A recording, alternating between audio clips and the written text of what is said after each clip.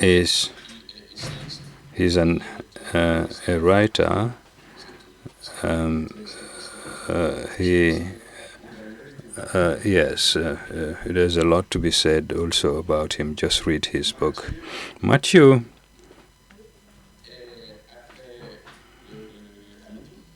comes after Hamidou. He's has an aggregate in philosophy, doctorate, a professor. I've always been impressed by those who have the French aggregate degree.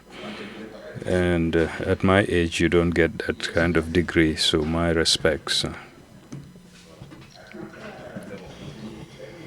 Then you have Donitim Kwan Bona. No need to introduce him. I'm sure you will recognize him, the man of the forest.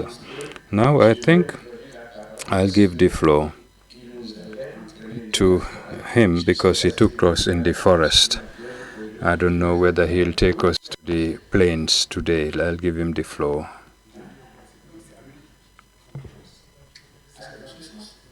Oh, it's in the order. I cannot change the order because I like the forest, you see.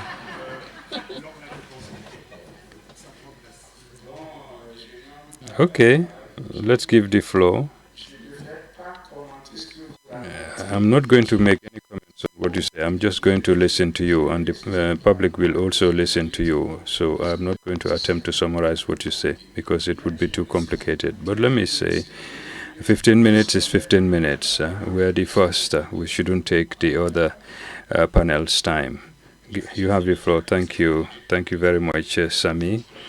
So I'm going to stick to the time. Now, in my presentation, I'll try to be very concise in order to not to intimidate Sami.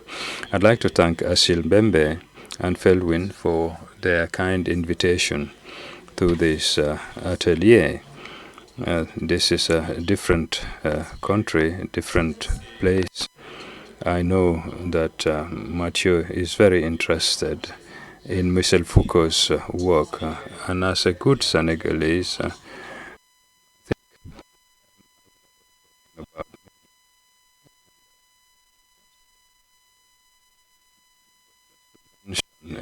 a few things about me. My friend from the EU. I am speaking from other places. I'm see the technocrats. People don't like them.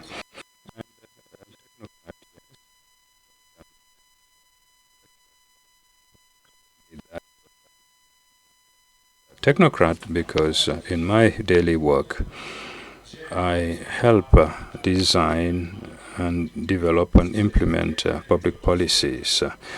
And as an intellectual, I think about democracies and policies and link with societies. And I observe, and I think everybody does, that if policies, politicians are facing a moral collapse, we need to understand that and understand the place we are talking from. Suleiman Basir Jain and Mathieu will be talking about the irreparable. We're in a position where we are facing diverse and multiple crises in the manner in which we design, implement policies, and how consider how also they impact the people. And we try to look at the world differently. And I'm not going to talk about other possible worlds because my elders have been talking about that for over 40 years. But the observation shows that after decades of independence and implementation of global public policy in Africa, the concerns of our citizens have not been properly addressed, and there's a gap between the political thought and the practice. is a huge gap, and it's a matter of credibility of our population, politicians that is at stake, and public action. I can show, and it's my job, in fact, to show that our political action, is not always understood by the people it's supposed to benefit. And also, we see a lot of attacks on democracy and rule of law. And a fatal conclusion is that politicians do not create a link. They fail in creating that bridge between citizens and the government, and citizens themselves realize this. And so is a crisis, and the philosopher Fadel Barro and Antonio Gracias defined the crisis as a moment, a sort of in between the old person who dies and the newly born. You have that intense moment of what we call the dead. I'll talk about the dead, but why political crisis? And I try to find some explanation. First of all, what we call in Africa imported democracy. Because political model is a materialization of democratic procedure, which is not indigenous, and Ashid Bembe and others have talked about this. But I would like to just mention that I consider these problems of importation is not so much a central issue today, because we have superimposed more or less successfully this imported democracy with our sociabilities, local contexts and practices and imaginaries today. And more literally, Sari Mbogar and others are working and using the French language. I think democracy sometimes is a colonial booty. So, and the institutions function in such a way that we need to look at the social norms, the place of the culture, religion. We have the Berio Brotherhoods in Senegal, for example, as an authority. And we have tried to imbricate this imported democracy in our local sociability, even though we may not have perfectly succeeded. And in talking about the causes of democracy, for me, is deviated, and that is a more central issue. That is something that has been exercising my mind for a long time. The greater danger of the politician is deviating democracy and locking up citizens in a space that they're not used to. Democracy is not just a normative vision of the political, but it is expected to build bridges and address the basic concerns of our citizens. So it's a state of mind. Political commitment democracy is based on an essential notion and how to link and how to build communities. So democracy is not enough for itself. It is a tool of social conquest and development of practices and theories to address the concerns of our citizens. And here we are talking about substantial democracy that's beyond the procedures and rules and the normative system and illusion of power. We talk about the importance of citizens because they vote, etc. Whereas we do not consider them properly. Third aspect. And the managing politics. Professor Ashin Bembe, in a recent article, talked about two major dangers that politics is facing: what is called managerialism and brutalism. Professor, I'm not going to go into brutalism, but let me just talk about the managerial aspect. And Sami also said yesterday, talking about the end of the major utopias, the totalitarianisms also,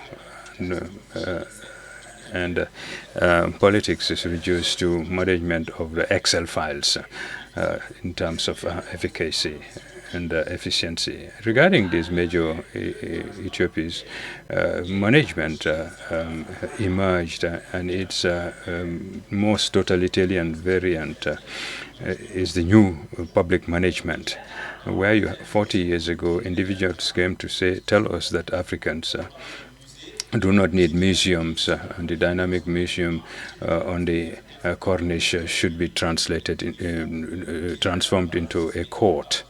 So Africans do not need museums. And that means also they do not need any forms, no imaginary, no spirituality, and also to build bridges and build communities.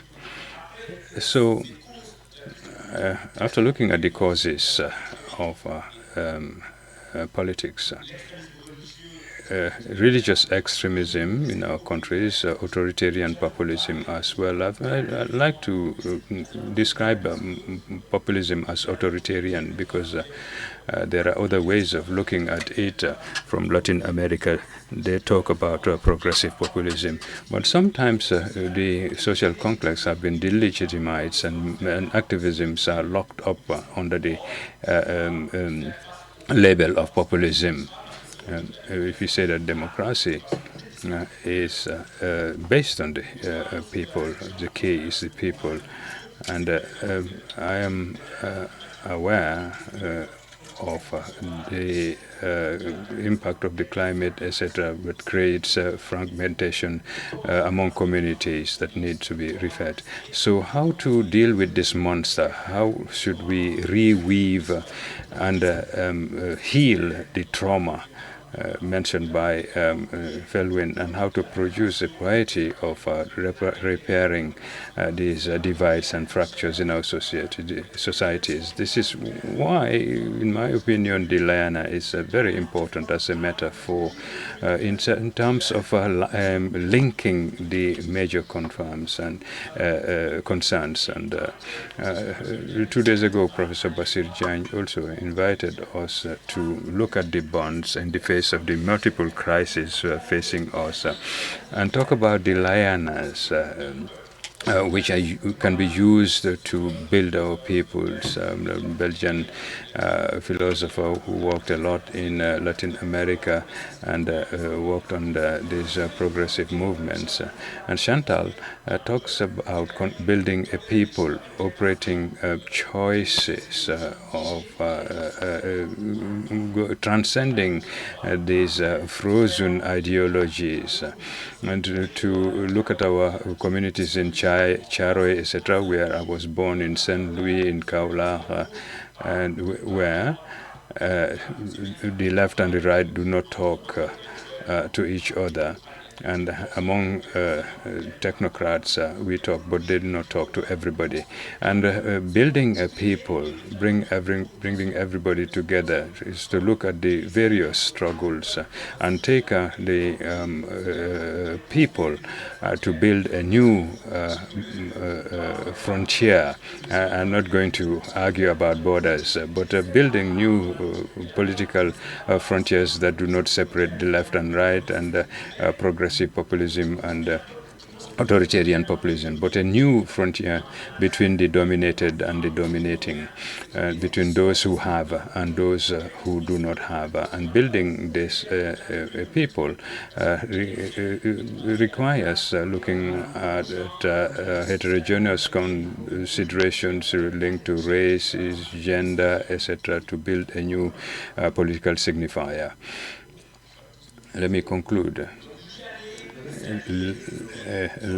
using a lion means to resist, and building from the bottom is quite good, I think. But the finality, and this is where I don't agree with many people, I think the finality of resistance, of a break and transformation, and the production in society's finality is within our institutions. And this is, I'm speaking here as a technocrat. I think there's a hybridization to be done between the concerns from the bottom and the concerns from the bottom and the political transformations from the top. Because once again, the politics, as they are, institutions as function, enable rapid changes from the top, because we have a lever that is the capacity of the power. And of a word we often use, which is the lever of political decision and public decision. So I'm a poor technocrat, but described as an intellectual. But I believe in an active utopia that the basis of Lianas, we can rethink our politics and create policies from both the bottom and the top. And let me conclude that the finality of our struggles and conquests and fights are within the institutions. And this is why 5 years ago, with some friends, we have one friend here. We wrote Politisez-vous, politicize yourself, to give ideas to young people and women and people from social categories, which are mine also, the political commitment, so that we can change things from the top, while remembering that we need to work from the bottom as well to build what we want to build. Thank you. Oui, non, mais c'est bon. Là, tu vas me mettre le mot pour le vôtre. Oui, comme ça, on gère ça comme il faut. Et là, je te remercie, Amidou. Thank you very much, Amidou. Mathieu, over to you. 15 minutes, please. Amidou will be timing you, so we'll know if you'll stick to the 15 minutes. Thank you very much, Sami Jack. Amidou, can I buy the 33 seconds you didn't use? Thank you. Good morning, everyone. To be honest, I'm not sure I'm able to thank organizers and the organizing team, because as I speak, I'm blaming them because they are putting me in a position that is quite intimidating. That being said, in my presentation, I will talk about more dreadful things. We are already in the subject, so thank you very much. In this session called Wisdom of Lianas, where we start over, link, repair, I will deviate a little bit, first of all, by talking about the irreparable, and I call my presentation After the Irreparable. And then I will deviate to the vegetal side. I will try to interrogate not the wisdom of the lianas, as it is suggested in the topic, but the innocence of the herb. You will see in 1965, the philosopher Vladimir Jankelevich publishes in Le Quotidien, Le Monde,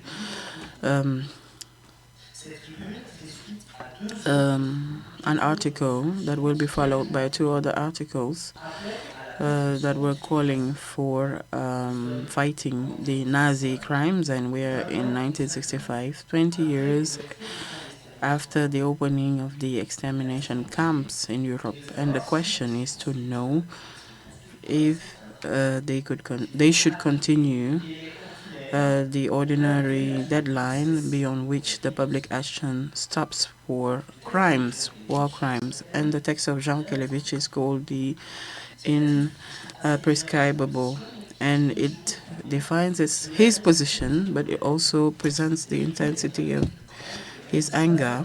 This article was presenting such an anger, and I don't know if I've ever met such a text. And the essence of the position of Ankelevich is that you cannot describe those crimes because they are irreparable. And I quote, "The huge massacre is not a crime at the human scale. The reactions that trigger it are despair and a feeling of idleness in front of the irreparable. This text is actually demonstrating the irreparable. If this crime is irreparable, it's because it meets all the conditions, and it's impossible to give a proportion to this crime, as he is saying. And the German people do not relate to this crime as he says. Should we accuse these German tourists and that have good conscience?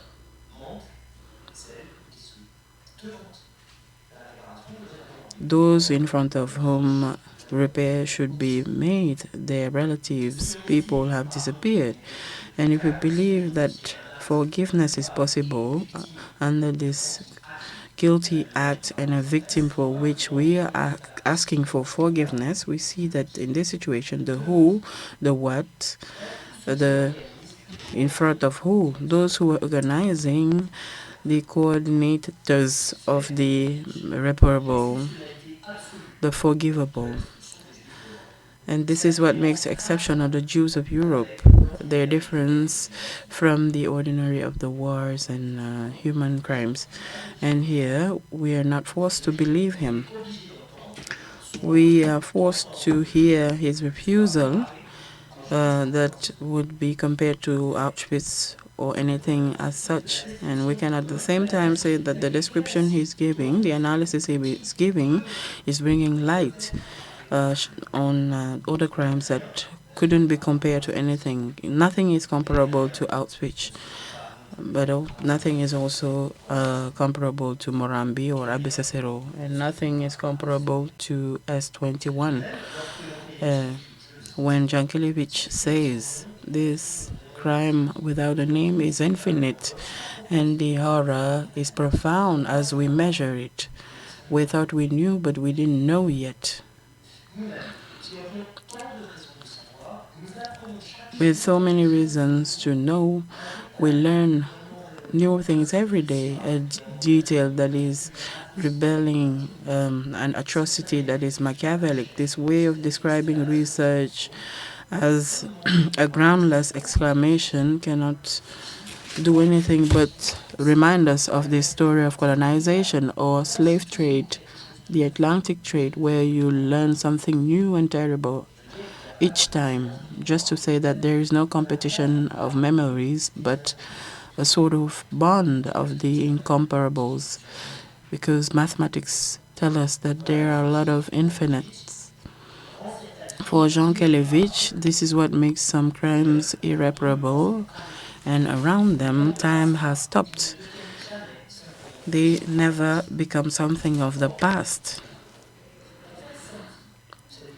To feel this sort of torsion of the time that these crimes are making, Jean Kelevich is sort of creating an experience that will measure its dimension, and he will look for this experiment in nature, in the seasons, the cycle of the seasons, and the innocence of the herb. Very soon, trees will flourish and outfitch like anywhere else, because the herb is not disgusted of growing in such plains. It's a formula that is quite special because it presents many ideas at the same time. What is he saying? He's saying that where human cycle has stopped, the natural cycle has not stopped. Crime in Auschwitz or Morambi are not preventing trees from growing, plants from flourishing, and this is not the source of any consolation, and this cannot trigger the despair of nature, this feeling you feel when the sun is shining and when your heart is broken. Maybe you start to understand what I mean here. Something have changed since then when this article was being published. What has changed is that we can nowadays doubt the innocence and the capacity of the earth to continue to grow and its presence in an order, a regularity in the cycle. We know that the order of human actions and the natural phenomenon has stopped. We know that with climate change, the returning of seasons does not show a scandalous indifference to humans. So climate is affecting and is affected. We know that climate change, suppose that we were able to stop it, and we know that our climate will never be as it has been before. We know that the Chad Lake has lost 90% of its surface. We know that it's not nature that is opposing the indifference to our crimes, that is presenting its repairing nature, where crimes should never be happen. It's the indifference of human societies that make these natural processes irreversible, and that is not proposing reparation. To understand this singular framework, the areas, the era in which we are, makes us conceive or understand two figures of the irreparable. The first one is what is linking the irreparable to the unprescribable. What we have today is the possibility of a reparation to compensate the damages. That is what is unprescribable. You can't establish harmony within the society where those two dimensions belong through legal procedures. The other figure is what is linking irreparable to irreversible. We are here with biology, physics, etc. And what is put forth here is reparation by a regularity that is anterior, that is that would reestablish the system as it was. So thinking the bonds or the links between the unprescribable and the irreparable and the impossibilities that it would create is one of the main tasks that philosophy could work on today. We are in an era where we should locate ourselves after the irreparable, in situations where these crimes have been perpetrated and a process has been engaged and their links shape this environment. Saying this, I wouldn't want you to think that I agree, to quote my friend Patrick Bouchon, to actually shake up a little bit the situation. If I talk about these two figures, talking about reparation, it's not to shake up the atmosphere, but thinking this can be fertile. We need to think about it, and we need to ask questions.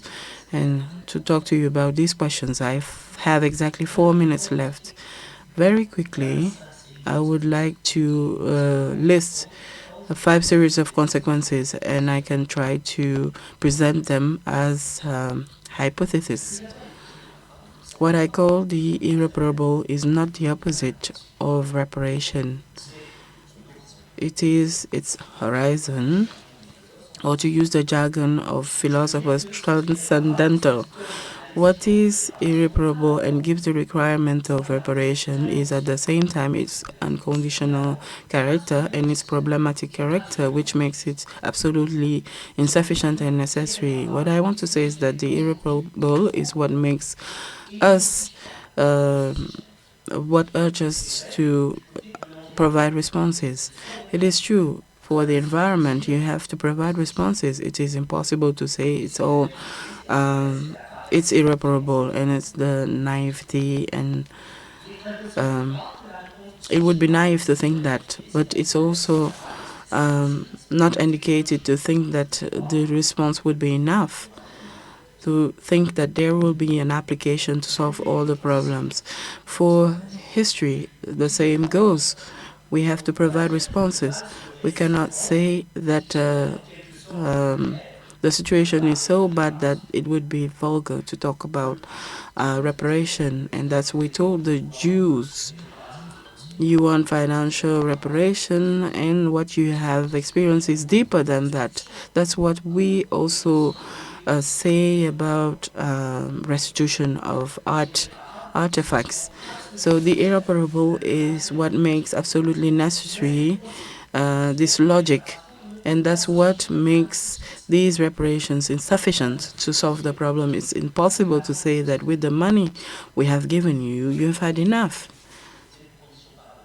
It's paradoxical, and thinking about it, I was thinking about the dialogue of Maurice Blanchot in his discussion with Maurice Franska, and it could be the best characterization of the situation.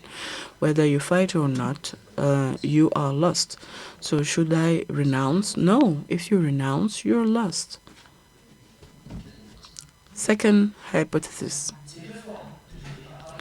These two forms of the irreparable that I just mentioned, the irreversible, cannot be separated from one another. They cohabitate in solidarity because they belong to each other, to the dark face of modernity, because it's one single modernity that led to the industrialization of mass crime, the colonial capturing and extraction of resources. We will need time, and I do not have that to say it. I don't think they belong to the same register. I think the irreversible is alluding to the thought of the living. And then we have on the other side the thought of the dead, and it's not the same thing.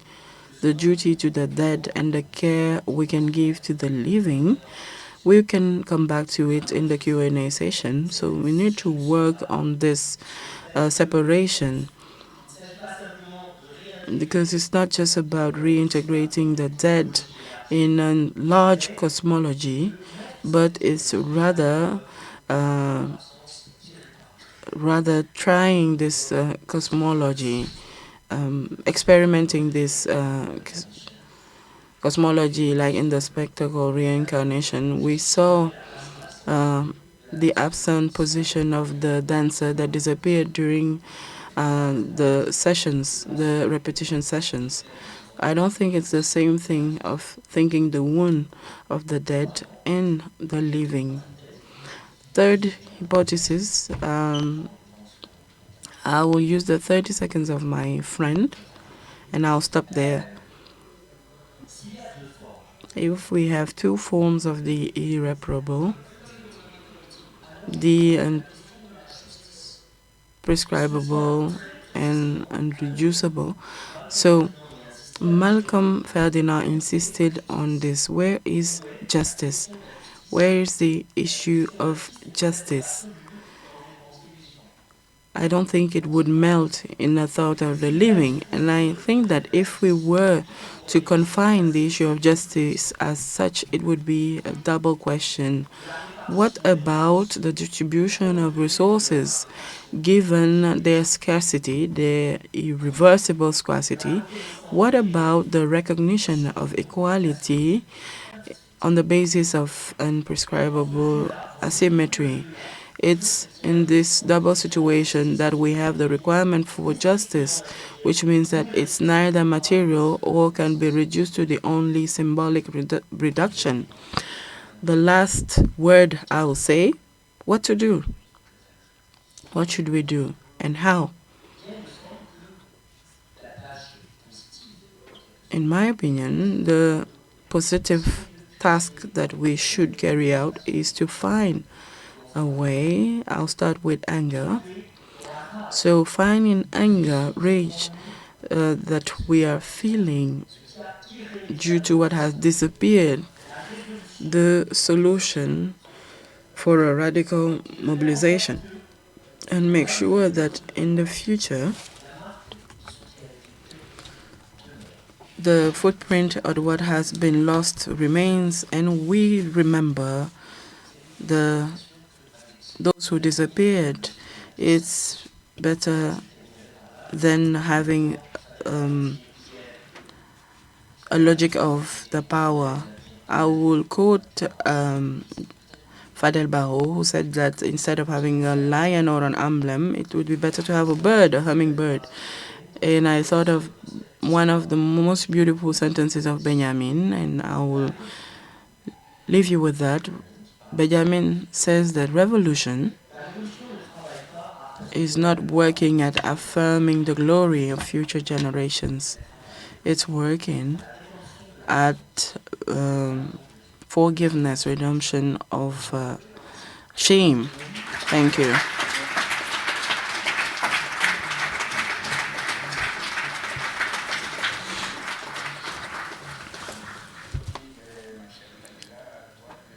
Danila, you will have less minutes because on your 15 minutes, your fellow panelists used 4 of them. So you will tell us in the minutes you have what you were here to present us, because we need solidarity among philosophers. So you gave him your 4 minutes. Thank you very much, Sami. Please keep quiet and let me do my presentation.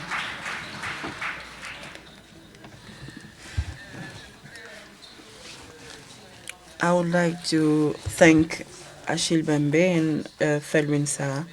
I'm very happy to come back to Dakar after having forgotten the bond that I had with it for so many years. I'll start with a poem because I have a book of poems where nature and bonds are represented in this book with the title Toute d'étincelle vêtue. Sage que les humains. Et les humains n'écoutent plus ses paroles. Et les humains ignorent ses mains de tendresse. Gestes et souffles des plantes nous rappellent les silences porteurs d'espérance, si dérisoires, parmi les chemins de la guerre qui partagent la planète en 1000 frontières.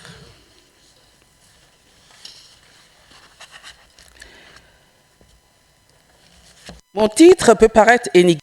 The title might seem enigmatic. The lianas do not tell us all the whole story, and I must say that I'm asking the questions, but I'm not good at taking the floor, speaking up. I ask questions, and I'm always between philosophy and poetry. Why? When I go, I look like an alien.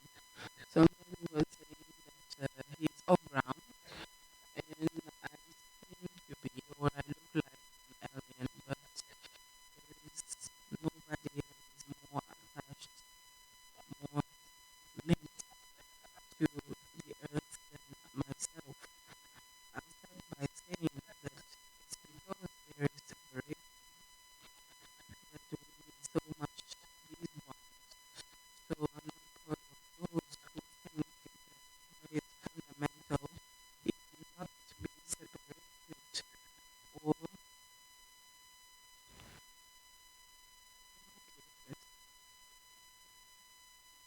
what I should put first. That's what I do in my poetry, all the work that I do. Say that bonds make up life. I'll be able to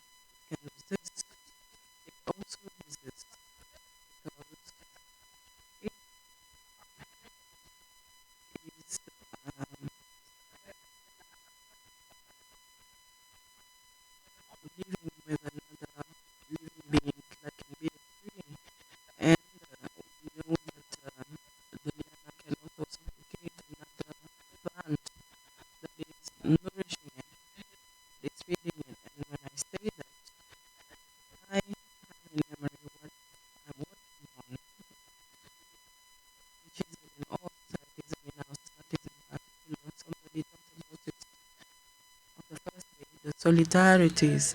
The solidarities are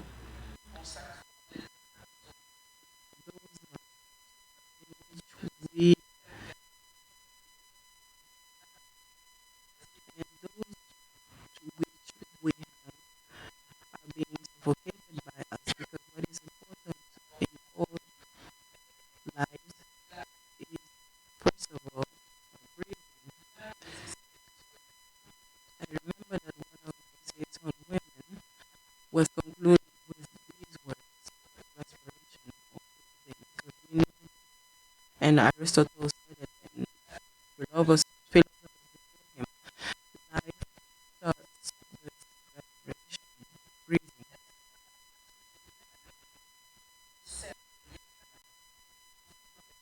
Um, Human beings are using lianas to build the passages and bridges, but lianas do not tell us the whole story. They serve as food. They also are used to make so many objects. And here I think about baskets of furniture, etc. Like other plants, what the lianas are not telling us are the stories of families, of networks, where the thread that is transformed into links about net, webs or fabric. I remember that we worked on networks. I was interested in knowing what a network is. Those bones, weave, resonance, protection, etc. This is what a network is. It is also a way of thinking. In this atelier, this workshop, there is something that looks like what we call a network. We are hearing each other, look at each other, but not just that, because listening is important in our network. The images of lianas and weaves are coming from afar, and I'll say a few words about what we call biography of my childhood kingdom. During my childhood years, when I was listening to love, etc., and I say it over and over, I am a daughter of silence, and I remain a woman of silence, inhabited by 1,000 questions. I was living in silence, but it was not the kind of a dream, but the awakening to the world. What do we have in that world, or what do we have in that world? My parents, my relatives, human beings, the family, but also other living beings that I learned to live with, dogs, cats, chickens, etc. that in the house as if they were playing. And then my mother in the savannah, if I've learned later on that Aristotle, the philosopher, uh, that every living being has a soul, the sensitive or human, and he told us that the vegetable soul or the vegetative soul was also part of the living, and every soul has its own characteristics. My mother was first to introduce the world of the living to me. Jour. Yes, even before I opened a single book, even before I started of Aristotle, we're going through a world of plants and trees. There's a the difference between the wild wilderness. My mother narrated this story of his life and taught me to see and hear what I couldn't see and hear. I'm very early,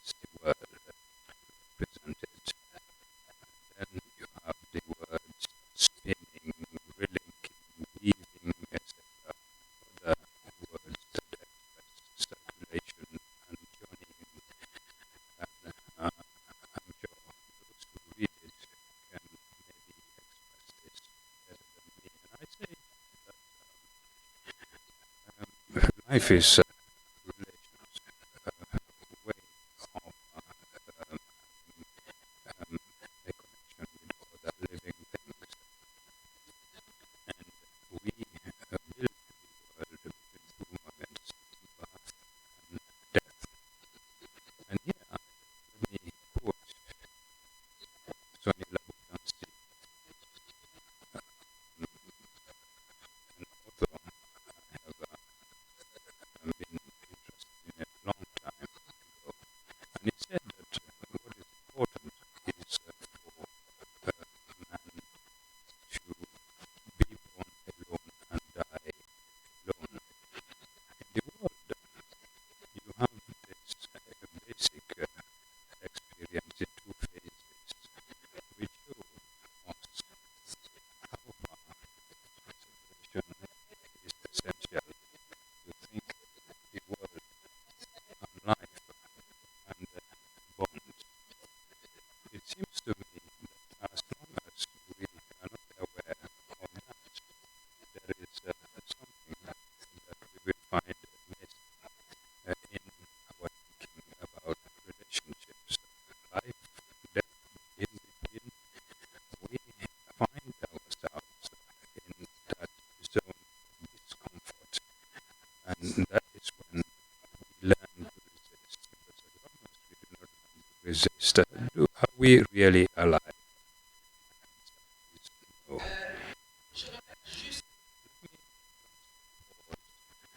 And mention an experience I believe all know. To work by cutting the umbilical cord resembling the link of the liana between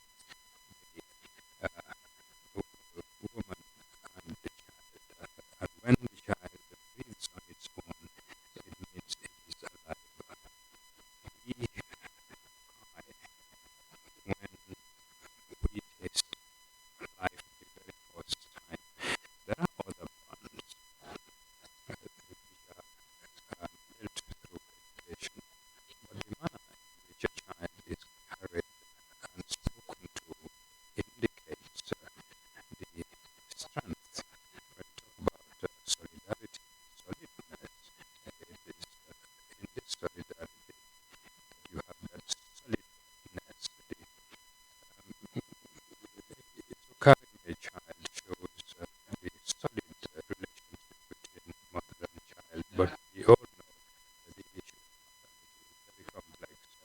It is not just a matter of reproduction and health, but also family, biology, but also the rights, economics, society, also spirituality. While maternity seems to be an ideal of life in the eyes of many women, we suppose there are many women who carry children in their wombs at their own risk. We heard something about it yesterday. Fathers exist, of course, but the issue of fathers in terms of children's education seems to be in quite problematic.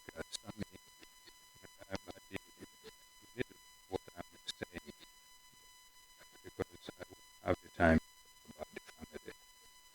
The issue of the family refers to a mode of habitation in a community, in a house. But as Aristotle once again reminds us, what Loitos talks about man and a woman in the family,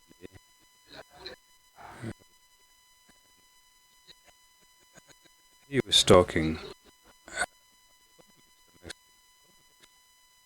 and we realized that he was not repeating what he said to the other. Today, we go out of the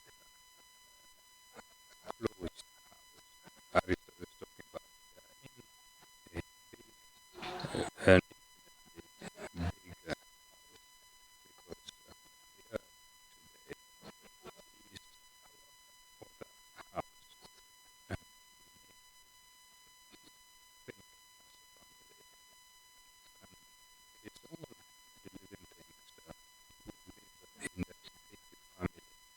But before we think about the bonds in that big family, we need to begin with the house where you have living things and animals. That is where I will start. In the beginning or of what I have to say, but I thank you very much.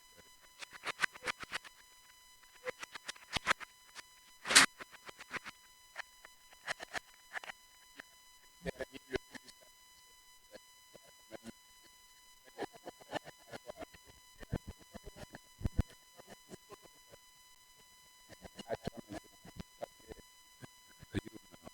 turn.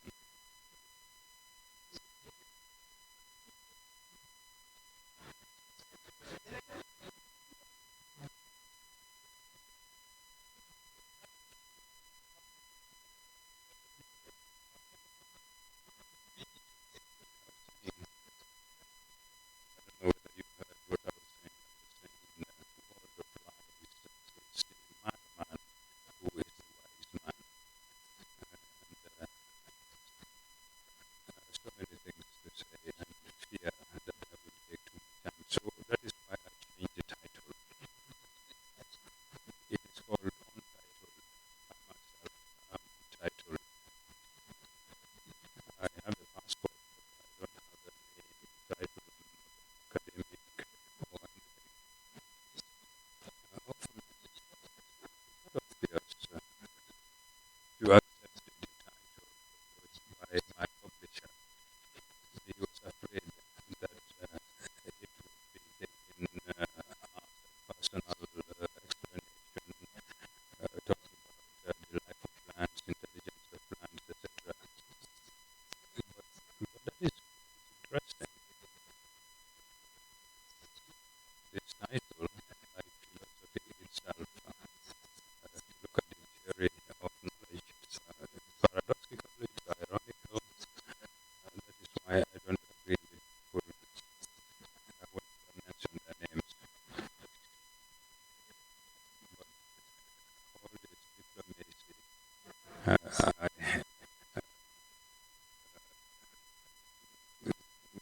find it nauseous. The shamans are not diplomats. We cross borders.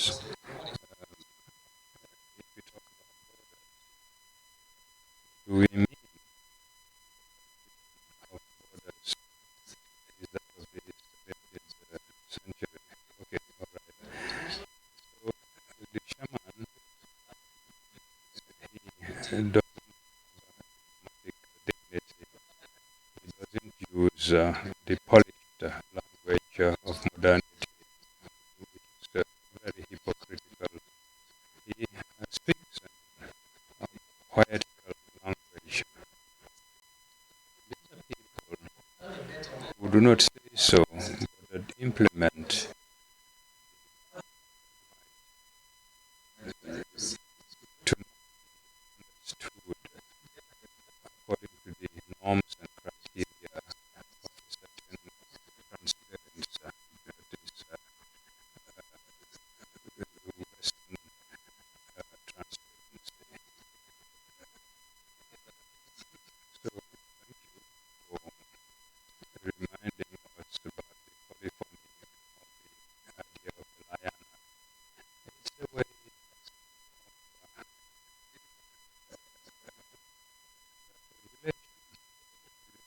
means expresses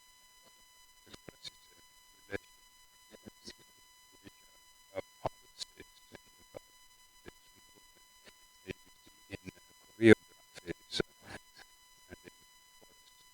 Land are being conditioned by the forests, and this enables us to understand the progress in quantum physics recently. For instance, I am just a narrator, a storyteller, like Vanilla Bunny, and this compartmentalization of anthropology, poetics, etc. I think when we talk about art, it's about the gesture, crossing of borders, and the indigenous, the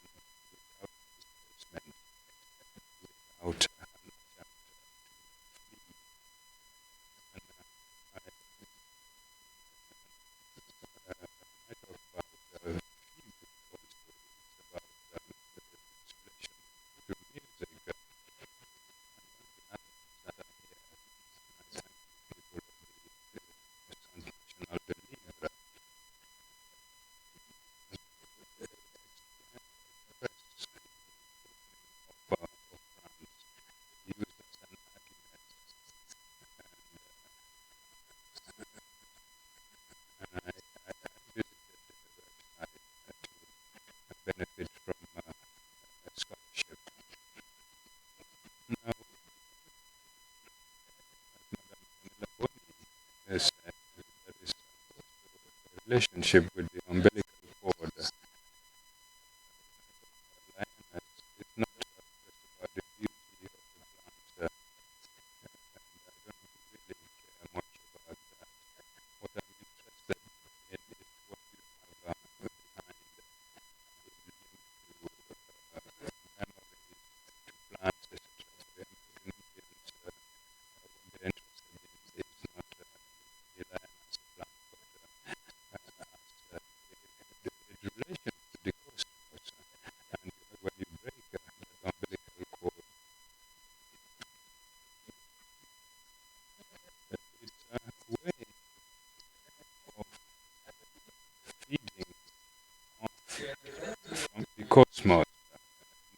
Western ecology is very earthy because when you have your feet on the ground, you cannot, nobody can ask you to land. You are there already. You want to put yourself, you want to move away from the soil. That is what the lion does.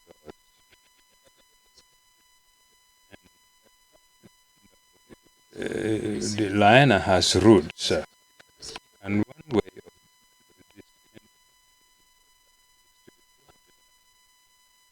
any plant, it's not ivy, it's not lichen, it's not rhizome.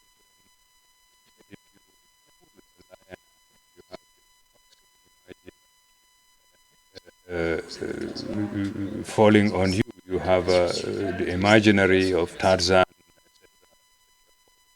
Your head. We devoted an expedition with the title Tarzan, with this man who was open to the cultures of the world. Is the name of the whole complicity between ecology and extension of amnesia when it comes from territories which are full of history into the virgin forest, etc. It's like a rift because when you talk about the virgin forest, you have to penetrate it, you have to occupy it with roads, etc. So there's all that.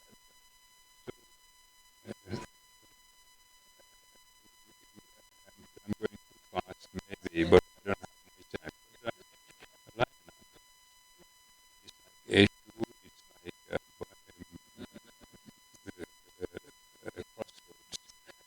It's like Afro rather. It's like a divinity which enables the regeneration of the cosmos, like a passage from slavery to freedom between the living and the dead, like a spider with a central figure, like between Gabon, and we call it in my father's land one dot. One dot is something that moves between the living and the dead. So you have all that. Yes, that's for West Africa, yes, Anansi, we call it Anansi, the spider. Not only in West Africa, in West Africa, West Africa across the Atlantic and in the mountains of Guyana, where I stayed a long time with Mahmoud, whom I also loved. Anansi is, just like in Jamaica, etc., is the central figure. The lion is not a Hakuna Matata. Sometimes we are exhausted by this kind of outlook. I'm more in favor of self-defense, about the offensive use of plants to camouflage, for example. You are not a warrior without any camouflage. There's a contemporary example I read recently. I still have the images in my mind. You have the Mongol school. Mongol school talks about that, how to create an unseen way of uncertainty. So that is also the lion. You have the other sides that are offensive. You know,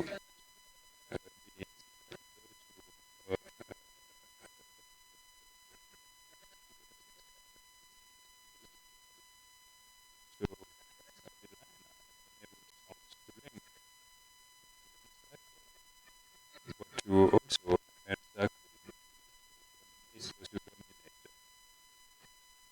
possibility of secession chains of slavery, Babylon chains, logistic boundary that you find everywhere, including here in Cameroon. These are that communicate on our past.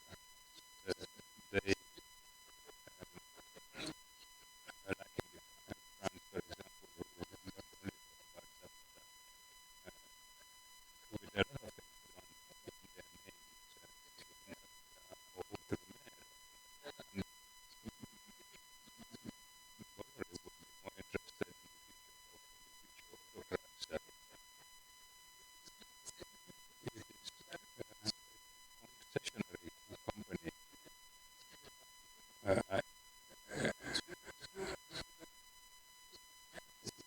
talk about my experience because you have to begin with your experience. And this is not new. All thinkers in Ferromi, Fanon, all talk about their experience. Otherwise, there's no content. No, don't say thank you. You're in very long. Say, yeah, it is a way of thanking and thanking everybody in this to organize this workshop. So maybe I'm not too fake, too obscure. I try to be as clear as possible. You understand maybe why it is necessary for me to speak through poetry, otherwise I would explode. Just like those who do rap or music so that they don't explode. Like Yanamar, for example.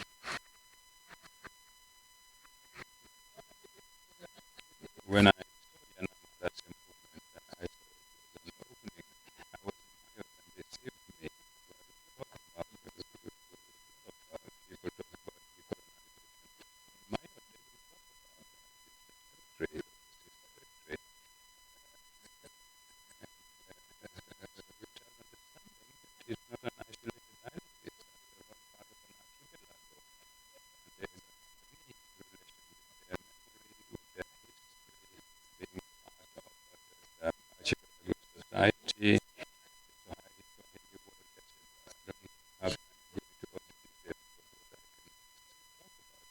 what I can talk about is what civilization of the part of the world we talk about creolization. I don't have the time to go into all those details. So I have decided to explain why I use poetry in my writing. So also that I have anger in me.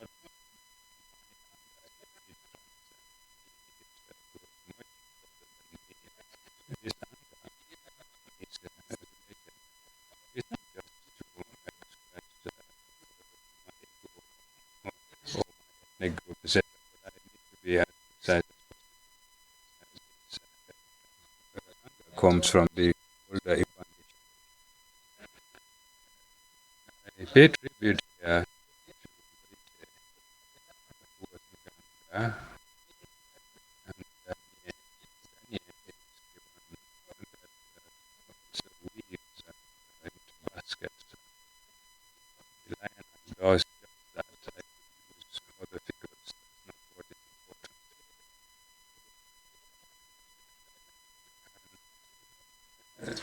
This is memory that was not transmitted to me.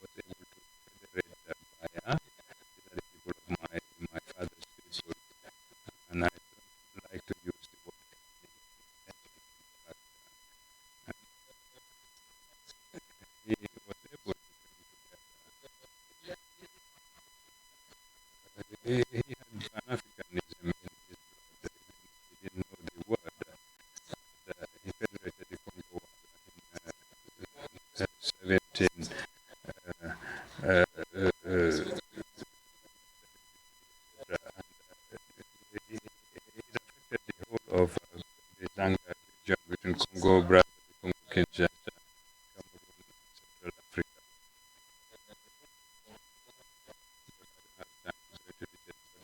I acknowledge that when I work on the Americas, on the American Indian revolts, Afro-descendant, and I don't feel like a stranger there at all. This is what links me to my own history.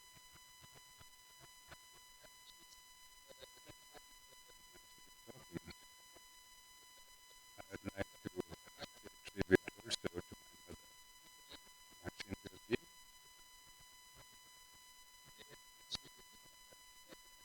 Let me continue. Tribute to my mother, Maxine Gervais, who had the force, strength to defy his father, who was white, and joined my father, who was hiding. I didn't think she was killed when I was a child. I have a book called Digital Two. I'm not a novelist, but I'm talking about that also. If anybody else, a lot of people can uh, identify with it at the time.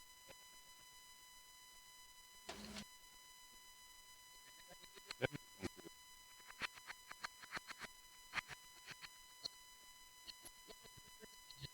Yeah, it's important. I refuse. Then I will not continue. It's important.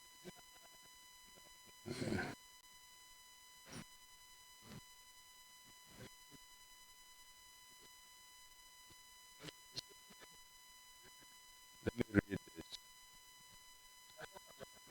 To have a white man, there's nothing more important for those who are about expressions to have okay, a blank, not a white man, to have a blank in your head. It's very often you say that, okay, the memories will come back. It's effect of fatigue. You have forgotten that it was there. It's, you say that you will emerge from that. You have memory issues. It's not just because you are stupid and you're running with a book or a knife in your hand. It's more troubling to be without any depth, without no with no roots, as if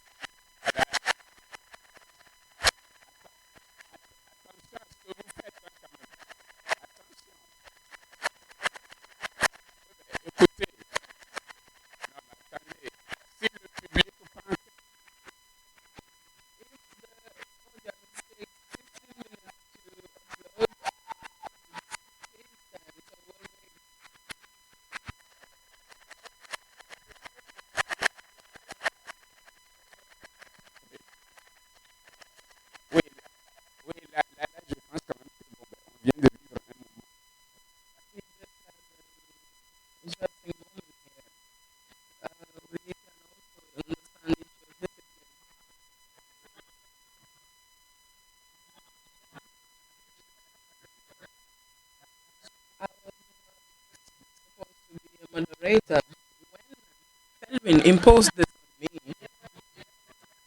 yesterday, he told me that you will be the facilitator of the section so that we stick to the time. And I was just obeying. That's what Kelvin told me. That's why I was keeping the time. Now, the room, you've been thinking and thoughts in all forms. Now, over to you.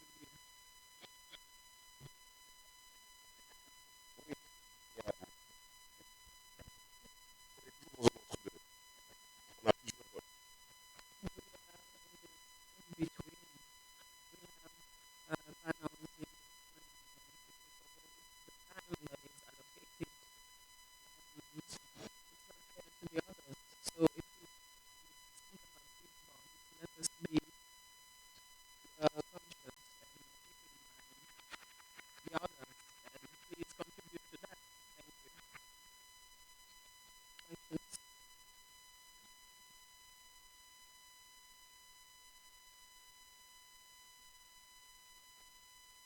Thank you. I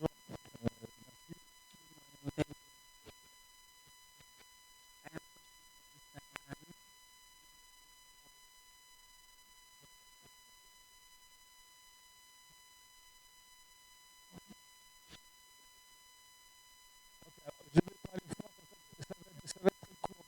I will speak louder. Thank you. There's something I did not understand when you say that you like to build onto the people. What do you mean of the other peoples?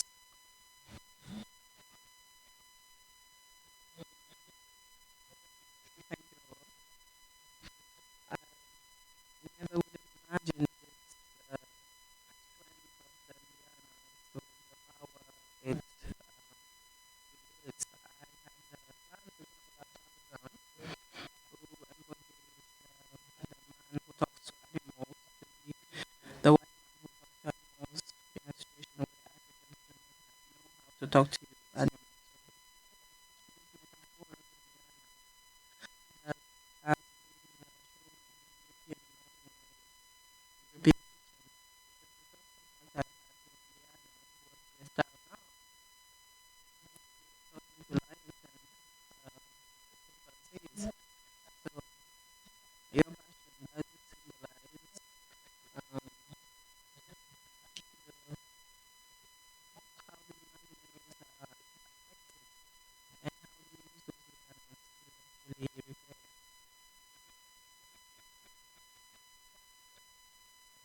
Good morning, all. I would like to ask if I have any key use when you talk about the family. Actually, we have in the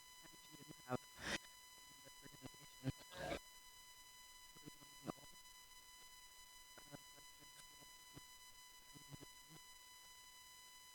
The third dimension will be open when it comes to your responsibility because in the promo we do not mention the community generations and this is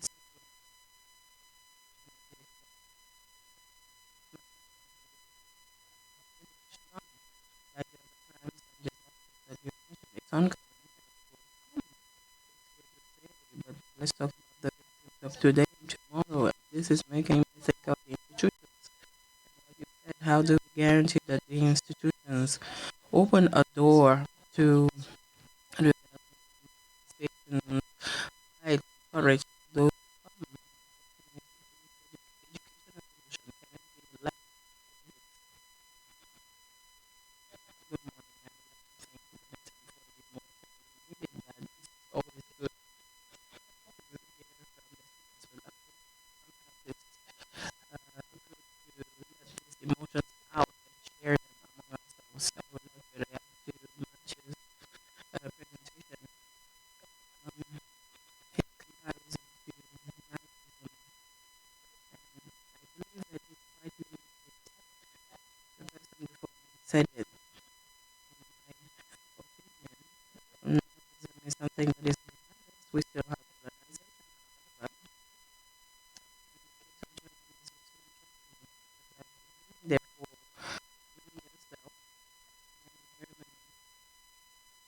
has been and uh, I feel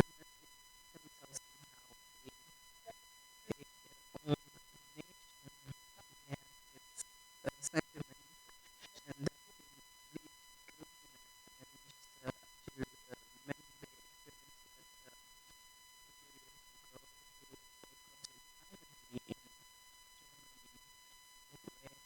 that from participating in the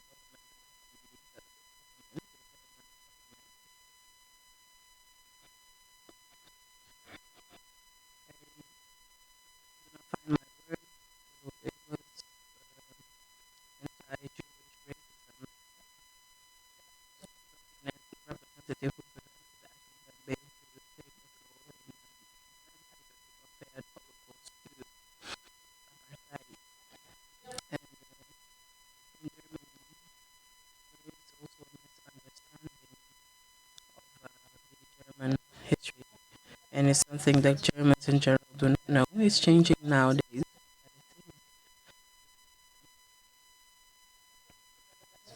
It's good to compare how we were worked around Nazism and colonization. And to finish, the question I have, because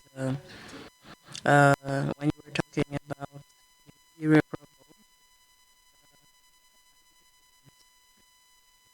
are we will ready to talk about reparation? Because I don't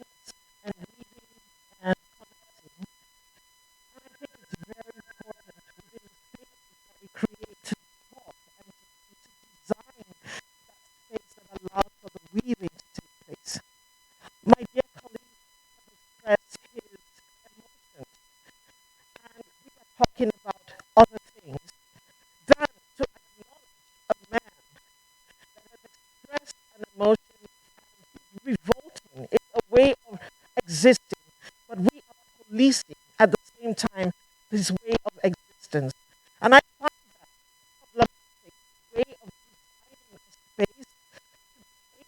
the last question.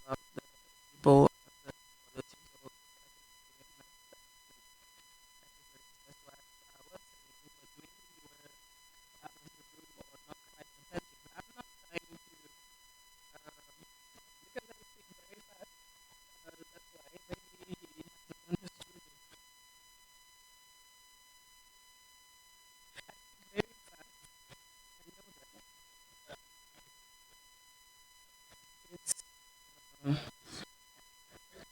away with the forms of categorization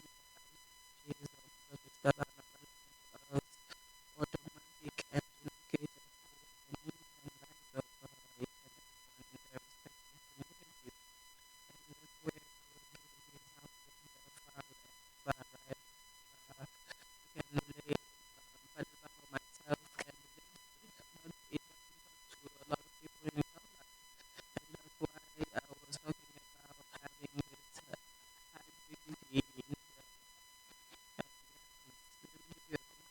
concrete example. Today in our country, the most massive, most viral political movement here was also talkative, they're known to be very talkative.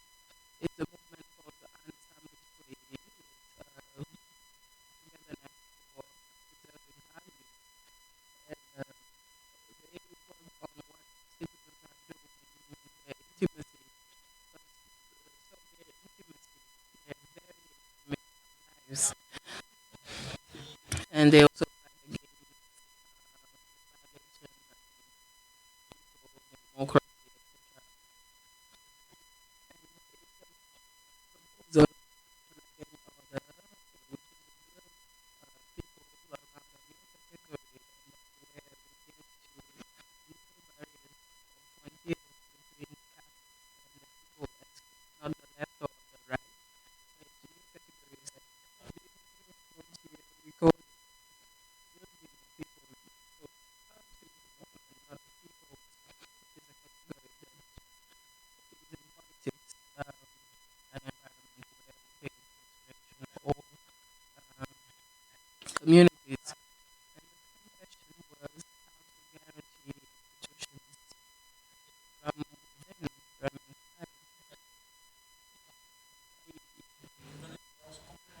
I understood your question, but I want to, I'm tempted to give you a stupid answer, talking about myself, because that's what I try to do in institutions, is to leverage on all the services within the institutions, the structures, to try to internally find answers, solutions. And there's an example I give a lot, and I bring back to recent experience of Fidel. Uh, given, given the example of Greece a few years ago, people who were before from the left and try to build this environment, try to work with their people with very specific procedures. And they were working that way until Europe told them that you had to sign this agreement or we wouldn't let you survive anymore. And in France, they did not understand their posture. Like talking about betrayal, etc. This one betrayed the cause, etc. And what I try to do is to be have more empathy for these people because they've tried until they met this threshold, and maybe in 10 years, 15 years, or the um, fighters will continue their work, the work of Tibza. And I'm talking about all these movements that were trying to change change some of it. The aim is to have great changes tomorrow. And I agree with you when you talk about education. I think that it's the basis and foundation of any democratic nation, and it's the first duty of politicians. Because politicians should free citizens through education, culture, etc. And I talked about patience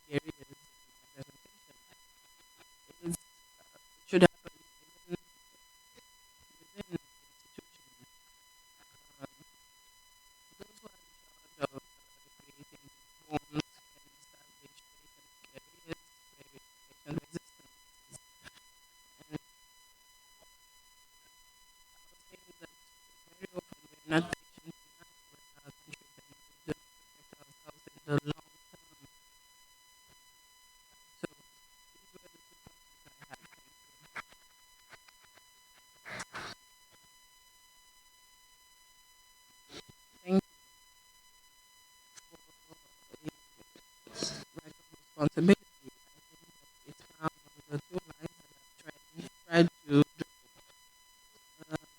Is first and foremost the imprescriptible, and nothing, nobody feels responsible in this factual things. Very well. In Europe, you can now distinguish Germany and Nazism, and that he was condemning Germans. He was telling them that they were not feeling concerned. So this issue of lack of responsibility and the imprescriptible works also towards the issue of irreversible, because we are trying to determine responsibilities and agree and accept our responsibility not only God given, so it might end up be resistance. Now, another question that I'm not surprised to hear, because talking about John Kelly in this discussion,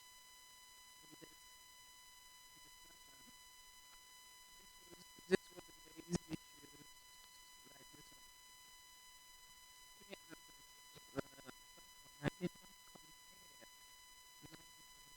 non-colonization. I started by saying that they were vulnerable and what were bringing them together as far as the Pacific is concerned is their singularity, the infinite singularity. That's what Jean Kelly is saying. And this text is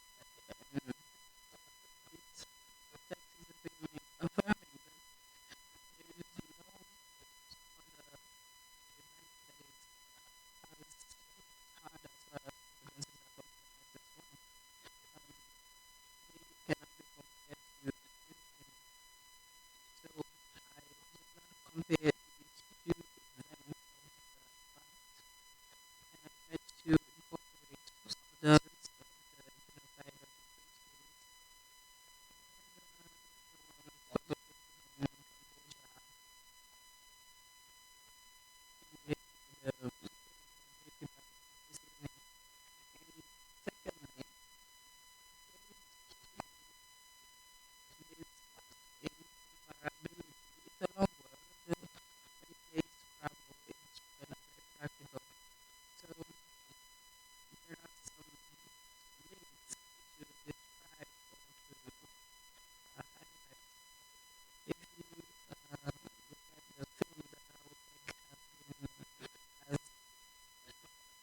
have been as released, Exterminates of Rules, I think is the title of the movie. You have Netflix talking about the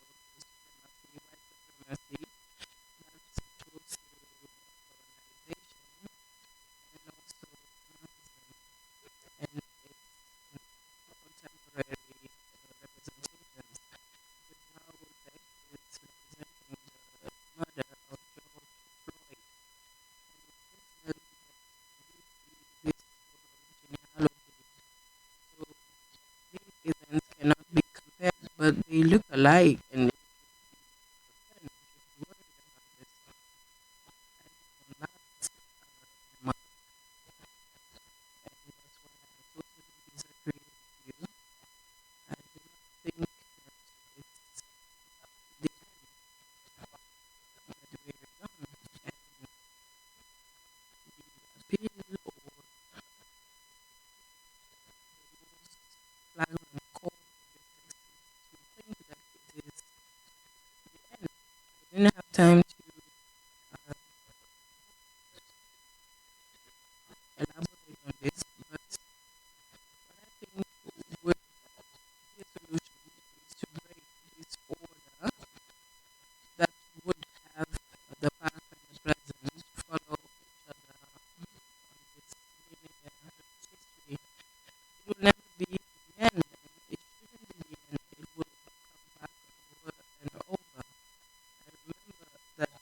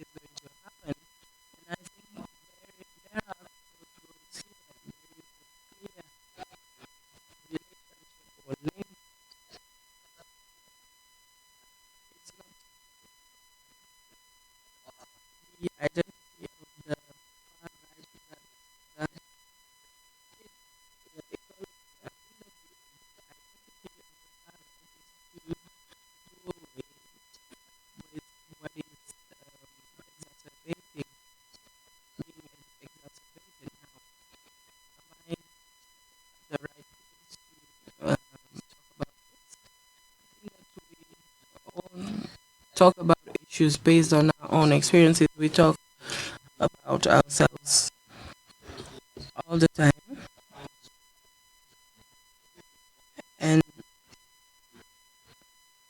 presentation, what I was trying to do was to show you what is preventing me from being too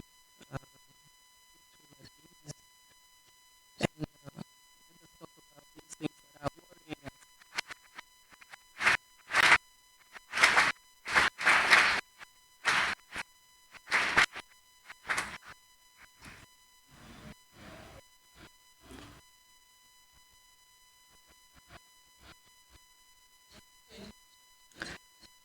And was maybe it was the question about the exploration of lianas because Tarzan for a long time we have realized that it's through Tarzan that we have recognized the existence of lianas. They have existed in many countries in Africa, and we do not need Tarzan. But earlier on, when I was talking about my mom, she doesn't know who Tarzan is. Many people in Africa do not know Tarzan, but we all live with lianas among them. We use them, and we know that lianas have been used in fiction a lot. I do not know how to recover them or carry out this recoveration because they are already around us. Now, for the family, we know that it's a very complex entity. We have many types of families. We have father, mother, children. That's the traditional setting, but in Africa, it's not just that.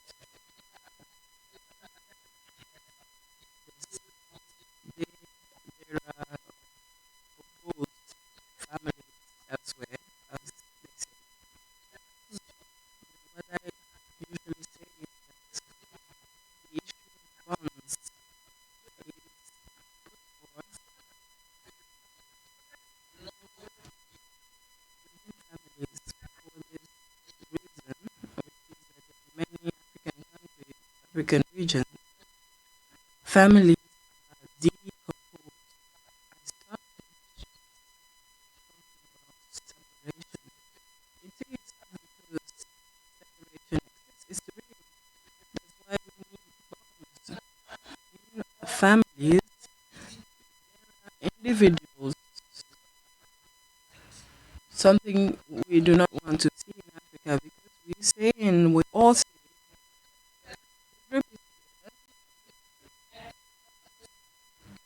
because the I would necessarily agree with that. It's actually the death of the subject I would want to awaken it so that it never dies. When we suffocate it, it continues to say, I'm here. Of course, you are here around me. I'm here with you, and let's try and see how we can work together, we can unite and have common ground. I think world, and I didn't.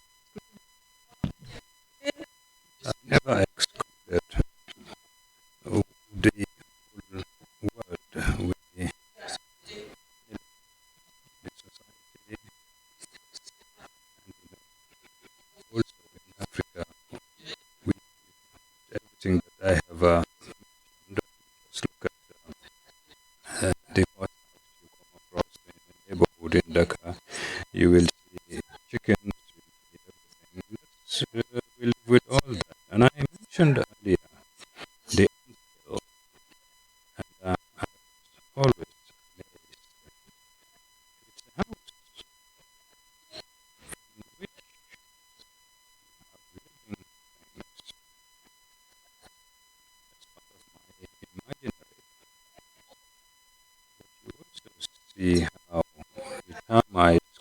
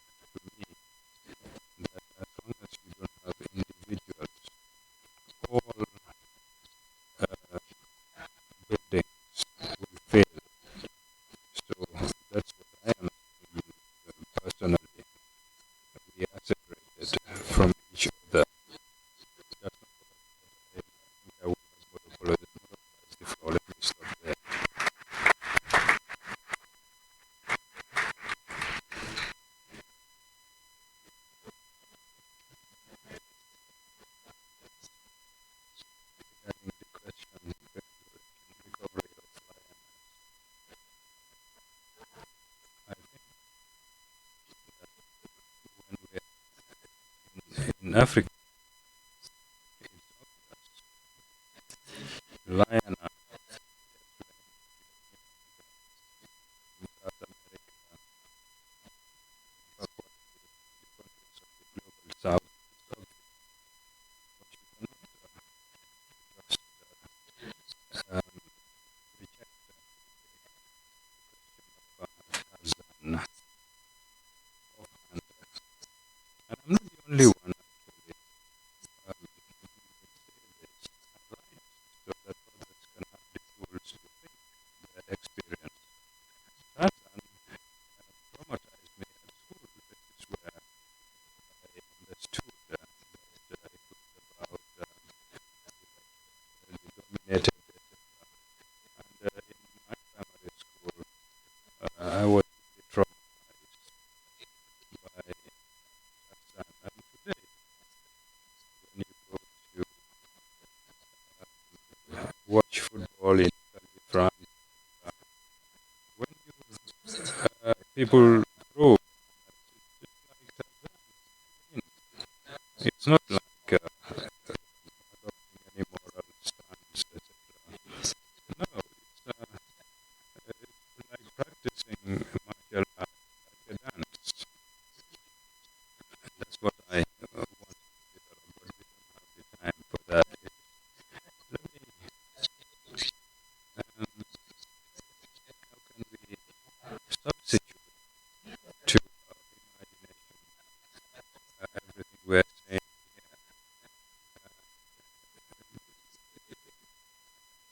After all these people who are talking about the Great Displacement without understanding that the Great Displacement has already taken place. They are the victims, actually.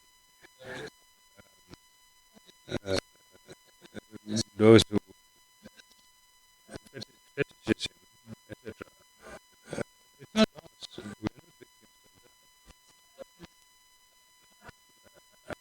When Marx talked about fetishism and commodification, saying that the country also, the problem to talk to artificial intelligence when you dialogue with plants, etc. There you are, irrational, etc. What's all that about? That's martial arts. That's what people like Sodila Budansi and other writers say. So I may look if I am annoyed, but it's not so. It cannot be done. But what I'm trying to show is to show another power and resistance. Do our practices cosmology become immanent cosmologies, as the Kopenhagen said? Ecology is us. The issue of Tarzan is essential. You have the virgin forest also another figures, not only Tarzan, and that continue to perpetuate the intoxication. You don't have this primary forest or virgin forest. It's just like every time the West tries to say they invented the therapy. It's not true. Therapy has always been there. It's like dance, theater. You have therapeutic art also, for example. So it's like spinning a yarn to build something else. This was the wisdom of the lioness, that exposition that I conducted was the inspiration of this concept of lioness in Martinique and Guadeloupe. So we worked on what we would call the lion age, and we have this book because of that.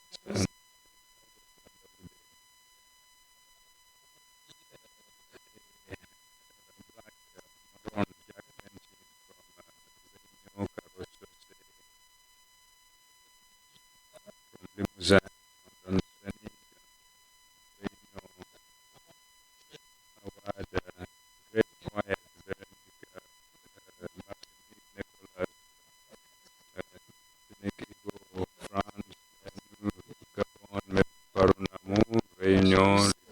Pirus, France, Hi, Madame Madagascar, Sylvie Chibela who is of Congolese father who grew up in Guadeloupe, l'école de Mitan, with Amedine Khan, Pandar Vidal Baderi Yusuf Borispo, Nathalie Mushamad, Galajo Farfagare, who just published his film, after his film La Revolution. So it was both and political. About Sankara and also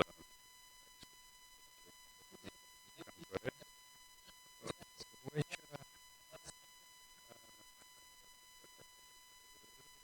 things like that.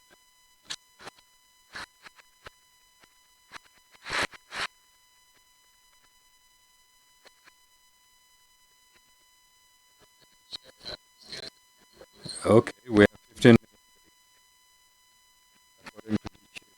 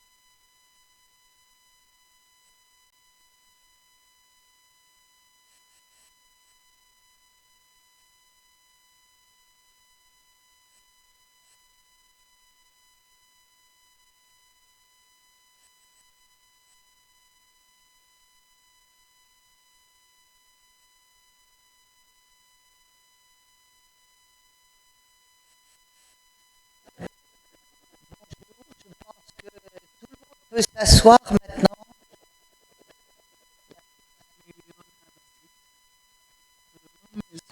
So I'm a bit worried after Sunday, but without further ado, I'll not give myself to. She's a lecturer, researcher, professor at the Department of English at the University of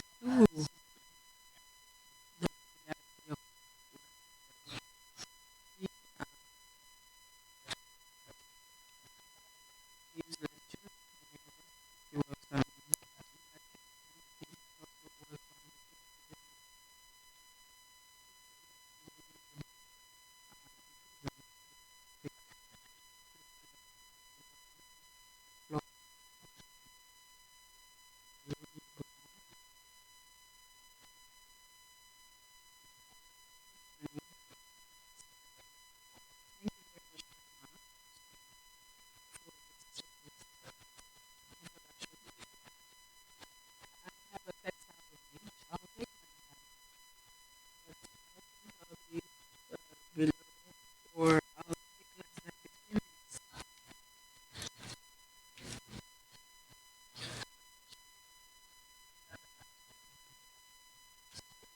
Before I start, you might be redundant, but I want to start this by thanking some people who have made members of this precious museum that will make this dream existence have its massive thanks to Amin Masar and all the people of this warm welcome. Thanks to the interpreters who had the task to make sure that we communicate in fluidity with expertise that would no bounds would be possible. What a responsibility, Lady Madam.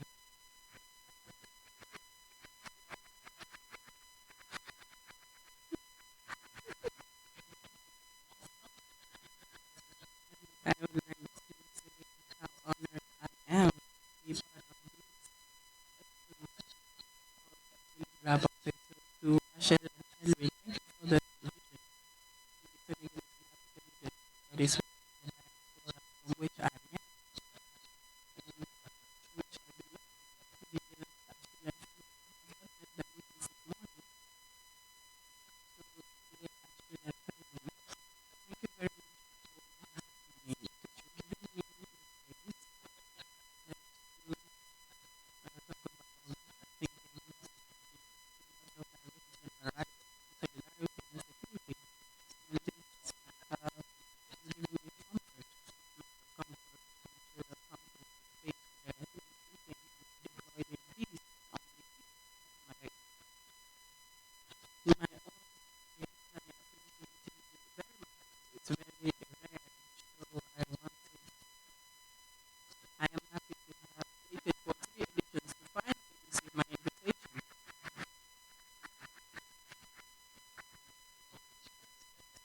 To conclude this congratulations,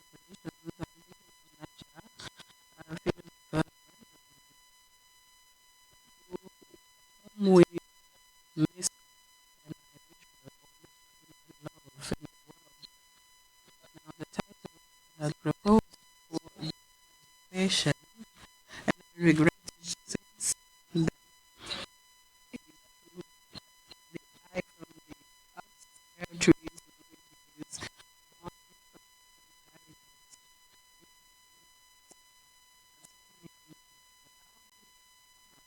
that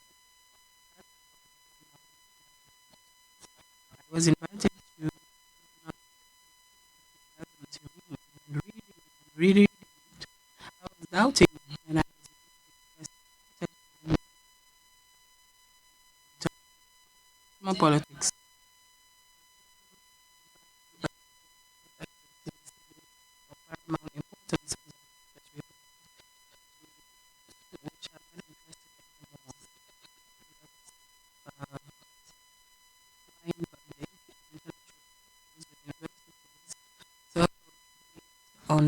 language. And I have this lack of interest all the way to I'll say where security and comfort are represented. What is at stake here? We are talking about languages and level of language, and we have to position ourselves with language can bring about the group and community.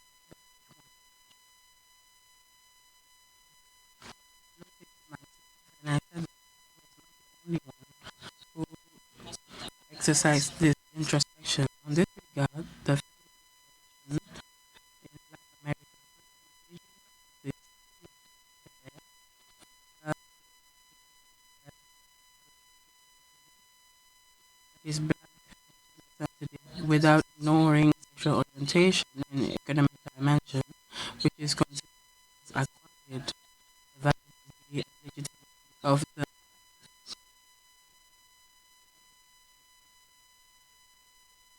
society of which nation and even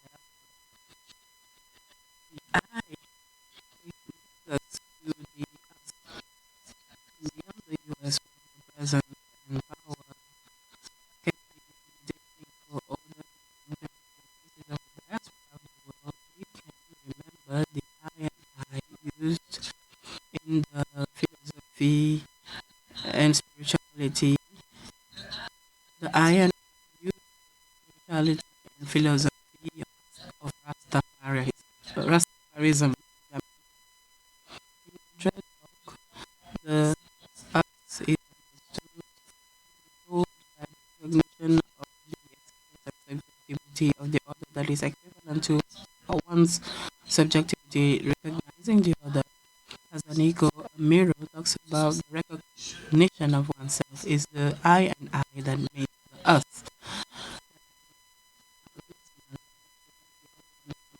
This is part and parcel of the organism.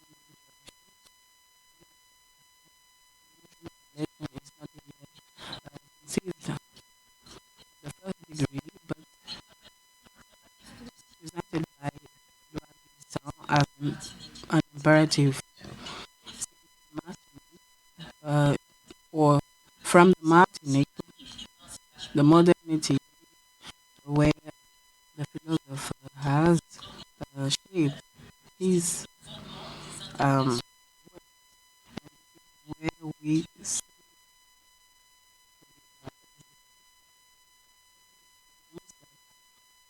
can try and cover a greater part or share of complexity discipline. One mode of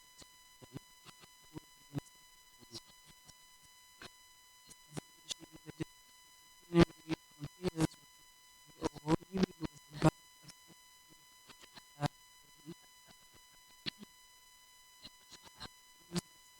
these frontiers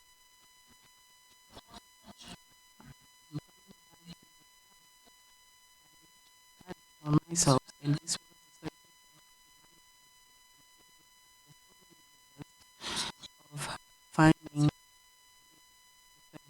it's the story of looking for knowledge, this legend, looking for refuge in this field that weighs on the organization of common life, regardless of the scale or form of organization of our life together, or forms of solidarity, meaning the activities to which we are interested in, we're working on this morning, the lack of preparation and even non-translation of translation and the impossibility of such knowledge. Just referring to language, also think about the mode of validation and legitimacy of such knowledge. There's adoption, there's listing classification, and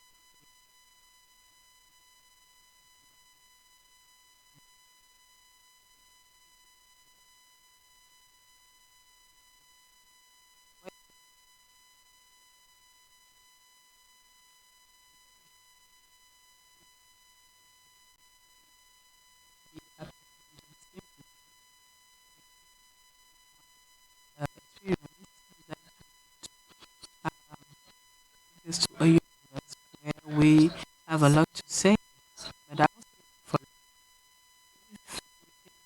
the humanity as define themselves as human, and I'm not talking about the living. The experience of the individual cannot be located outside of the universal, regardless of who it is, especially Muslim,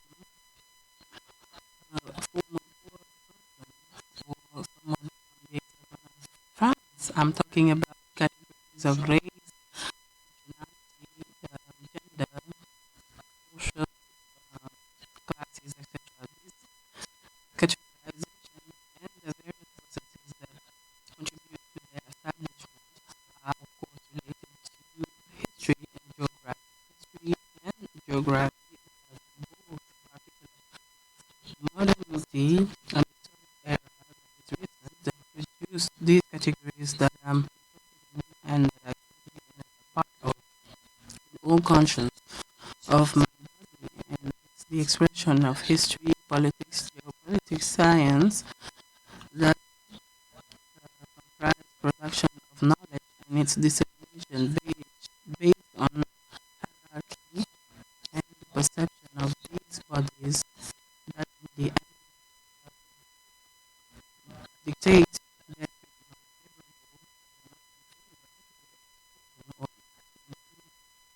with nuances and complexity with of all forms.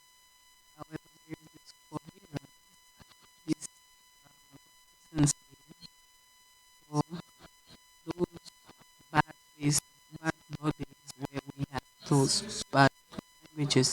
And it's also the expression of history, politics, geopolitics, science, from uh, individuals.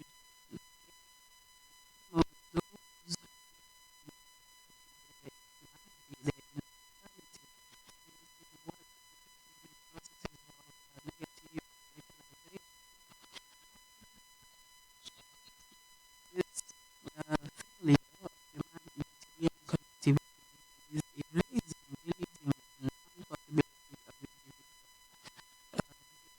how to envisage the us if the I exists. I manifest in myself, my languages, histories, and only time that I ask questions related to the problems that are troubling intimacy in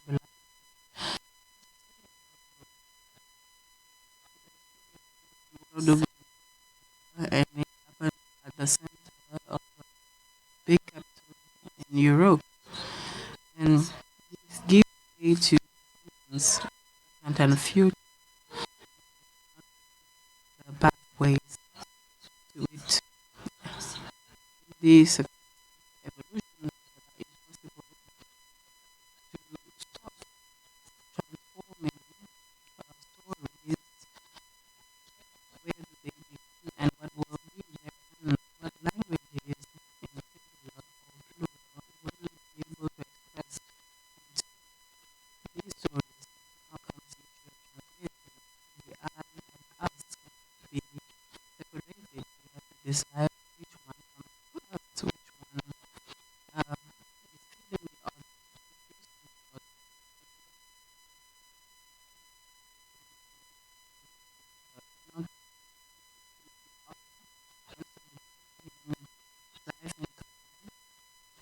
not life cannot put the game.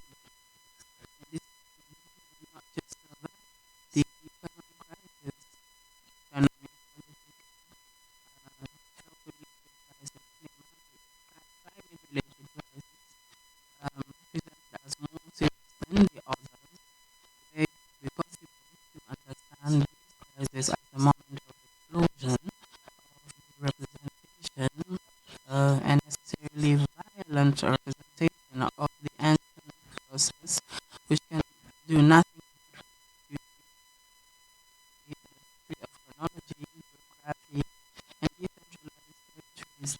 These places, communities, individuals that are paradoxical because they did not count while they were counting, a double movement that is extraordinary and so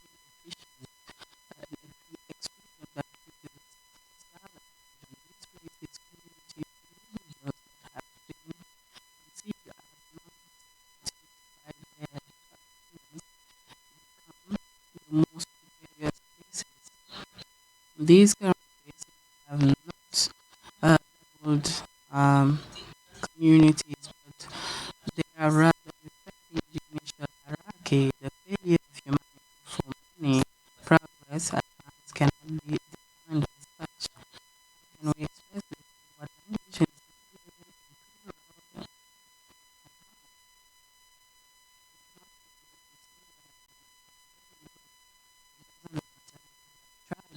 what counts in the end?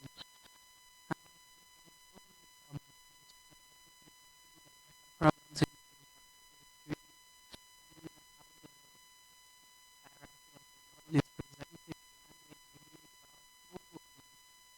is presented ability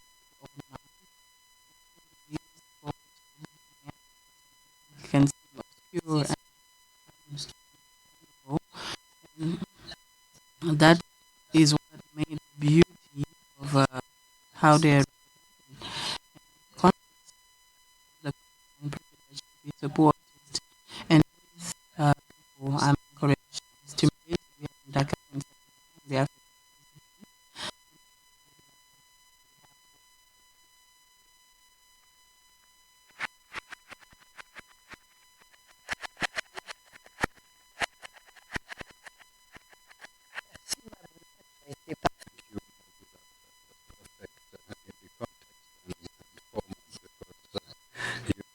Just 15 minutes. Let me give the floor now to Michel Agier, anthropologist, director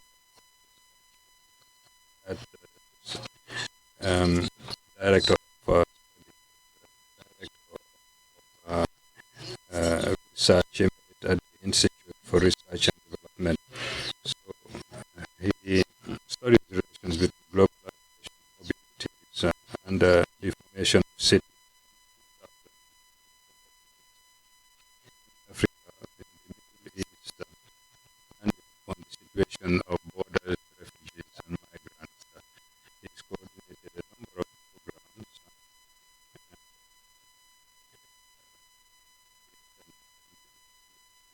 He has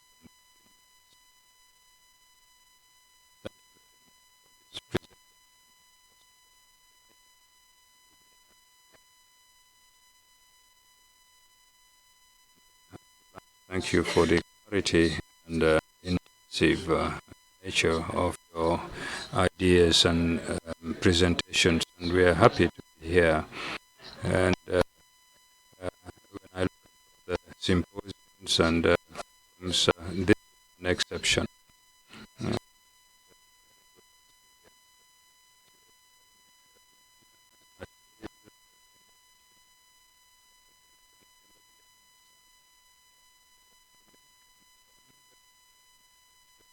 Thing holds together.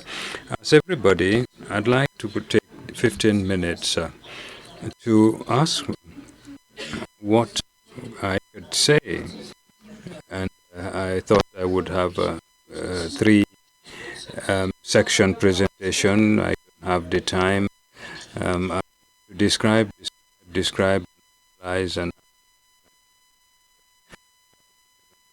the when a set of ideas came to me, the first of which is expressed in this title, Courage of Life in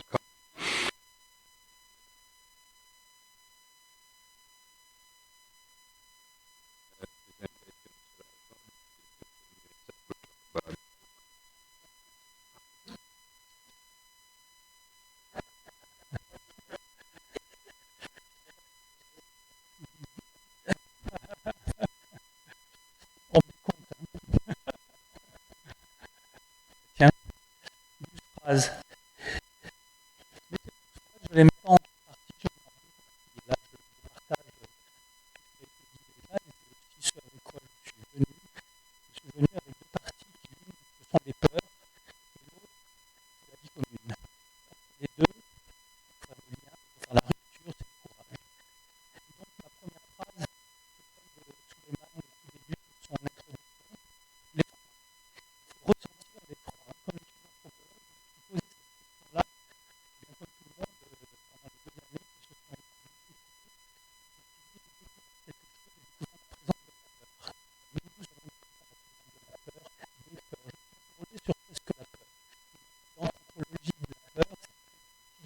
cartographier la peur. Et donc j'ai essayé de prendre des notes, de lire les historiens, les philosophes, les politistes ont écrit sur la peur. Bien évidemment, la peur est quelque chose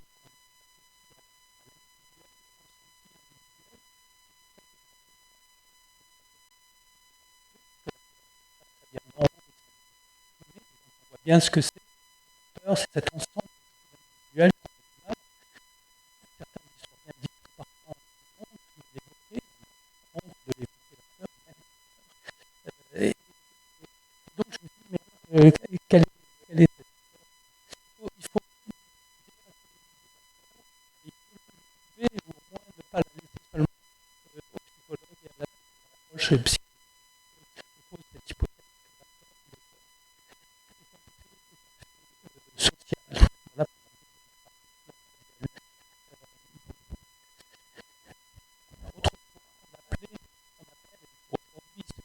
Autrefois, c'est cette peur particulière qui était la peur du cosmos qui vous écrase. Ce sentiment de vulnérabilité des humains. Is this feeling of vulnerability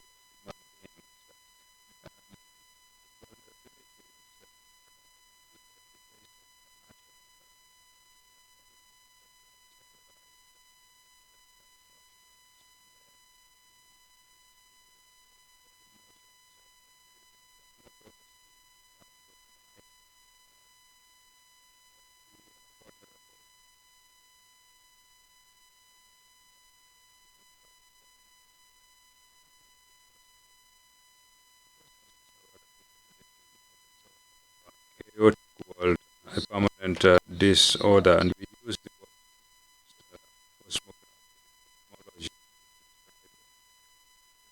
that to give it order. In the Middle Ages, from year 1000, the Renaissance in Europe,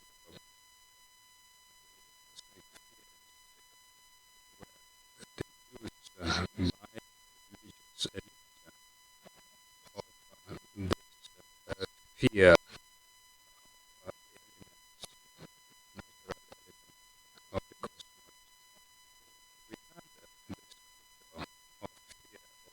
We had this of fear that formed at the time that said, "Oh, watch out!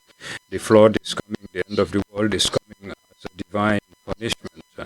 And thus, the religious authorities thought they could subject the believers, frighten believers to their orders. So there were carnivals, for example, where these should mocked these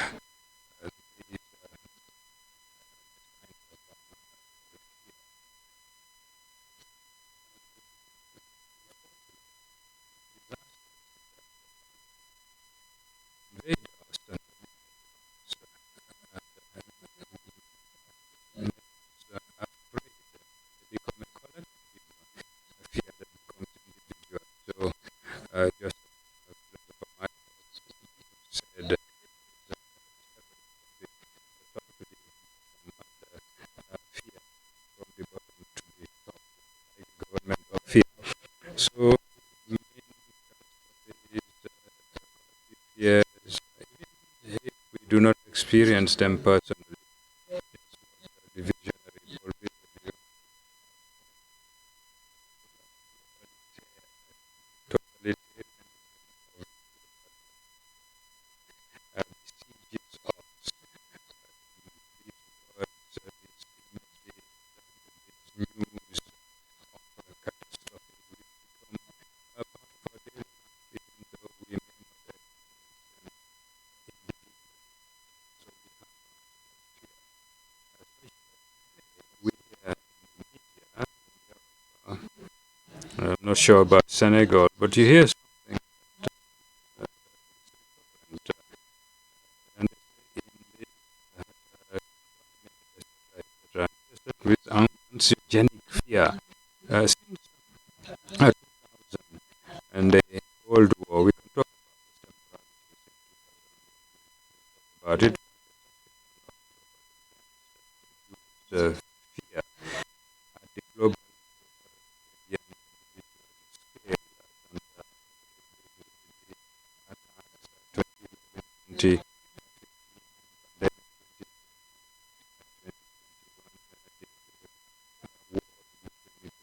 1992.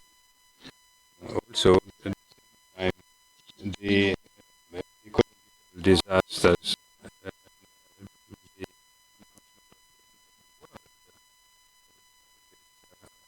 the in fact, we about the pedagogy of enlightened catastrophism, and so you people to sensitize them and find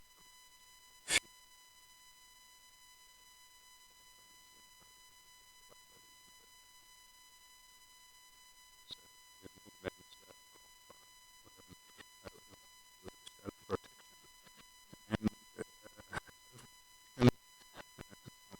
psychotherapy part, politics of fears, closing protection. So we have two processes actually which inform us about what we experience recently.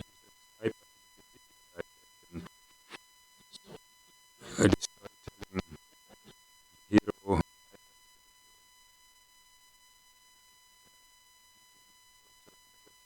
At the same time, obviously, everywhere have seen this nationalist movement of the closing of borders as a form of protection. We lost the communities that used to protect us, nations. So,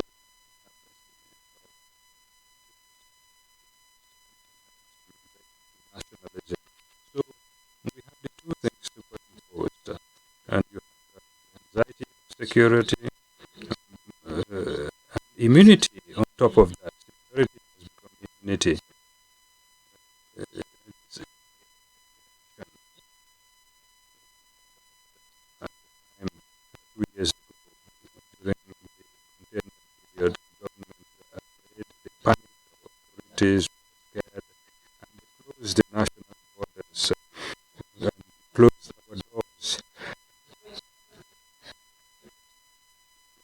Nation to others. This was discussed later by epidemiologists and other specialists through measures where immunological securities, if you come to the borders and the fear of the others. So I will go into details about that. So we have to talk about them again. Borders still because we need to remember them. We talk about the fight. Something that is incomparable.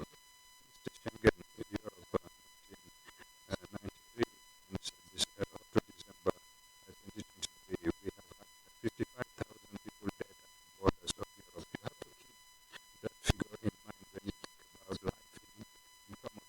55,000 people who died, most of them in the Mediterranean Sea. The Shamaso and Eastern people dying in the waters of the ocean. There is Nicolas Lambert on his website. He's a wonderful geographer, critical geography, who updates the number of dead and disappeared birds.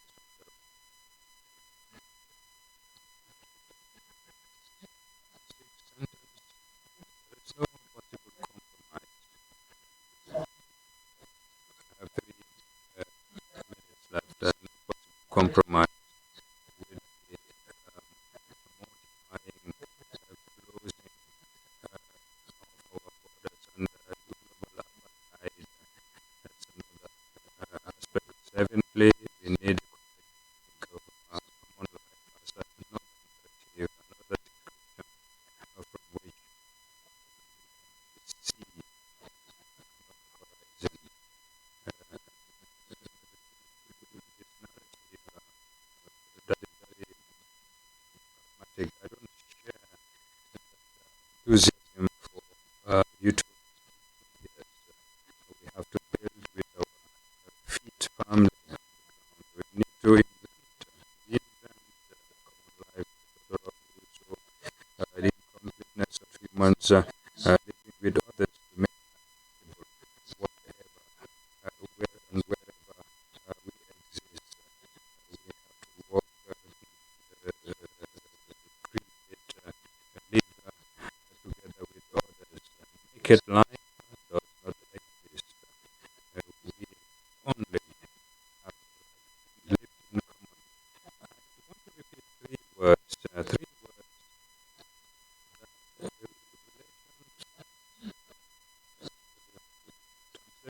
or non-translatable, which can express the words of relationship. My research in the Hausa communities, Togo, Niger, Burkina, there's the word Zumunchi I came across, translated by near kinship or quasi-kinship. Say we have unshi between us, somebody who welcomes somebody else who doesn't know, a foreigner to the family, to the village, maybe even to the nation. It's a relation is translated by hospitality or gift or counter gift. But it's still it's a form of dependence also. Have necessarily equality in the context of the economy of Teranga in Wolof, which is the implementation of the principle of reciprocity. While you have and you are expected to render it in a different manner.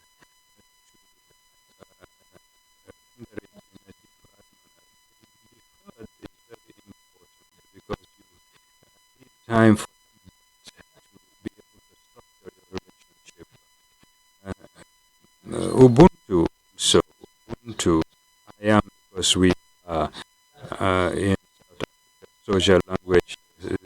Mandela used it to call for reconciliation and also to think about the idea that we needed to live together in of is to find translations and links between all these relational languages, cosmopolitans, part of this exchange of anthropology, of cosmopolitical knowledge, linking relational languages closer together. And this method, think of something that would bind all bonds so that we can reach a horizon where we would defend.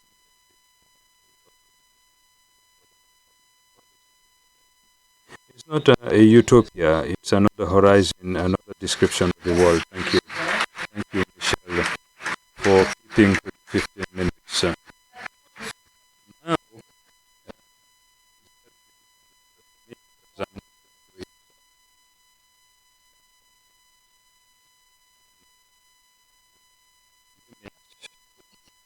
but I'll try to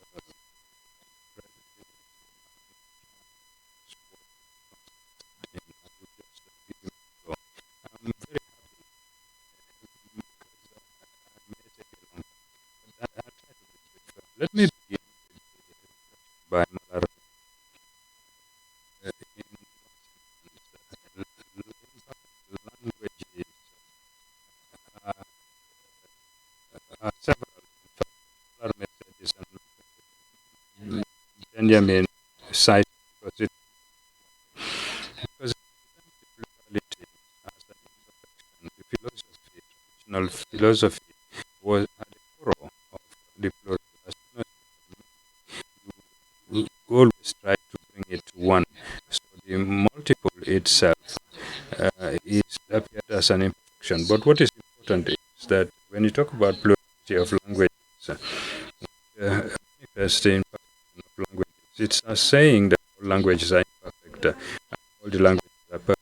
You know that what since that is the manifestation of the logos, the language of reason with capital R, and beauty with capital languages are equal, and the plural of the world should be our starting point. And that was the meaning of the. We're wrong. Vibrantly commemorate the conference of Bandung.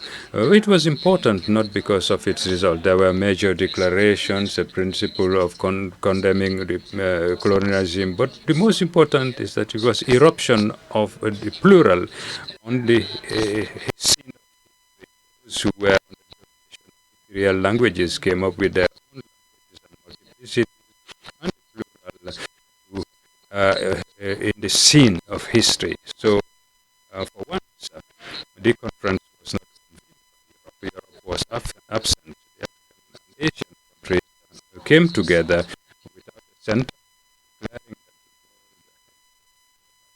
that the world and it means that all languages, imperfect or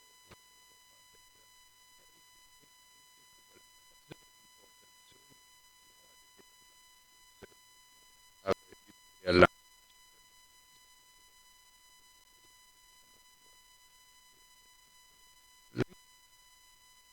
And the assertion and were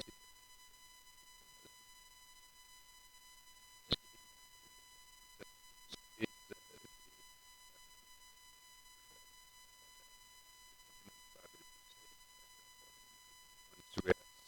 by the hubris will to show their power to defy God. God punished them by destroying power across the earth, giving them multiple the same language.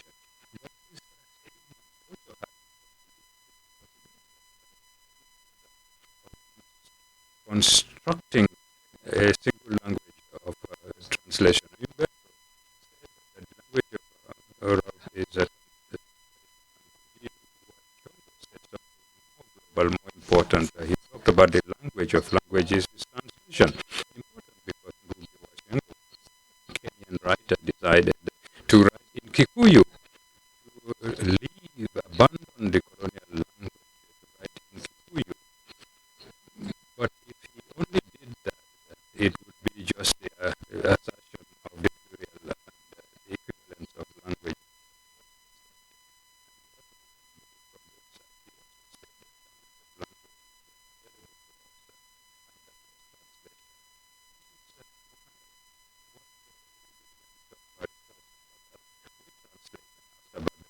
Translating who was the title in first of all exposition in Marseille,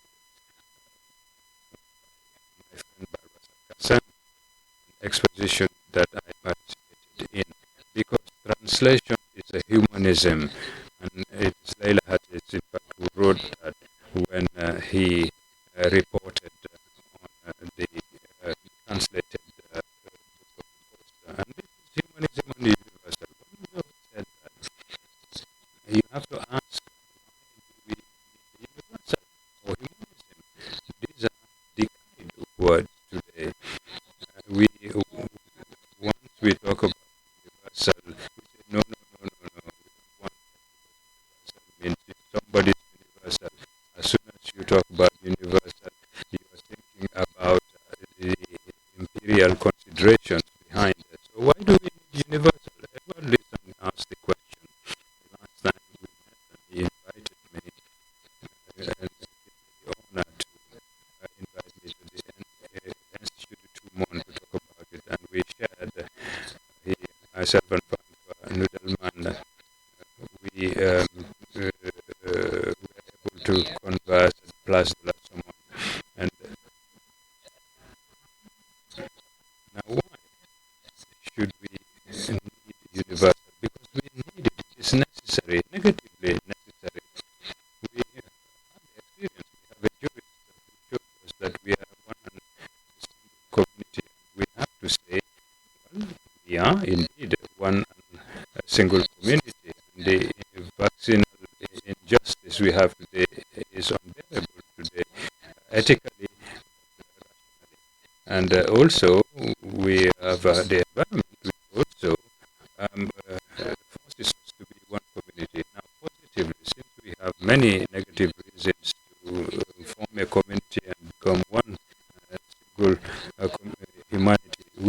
have the duty to build.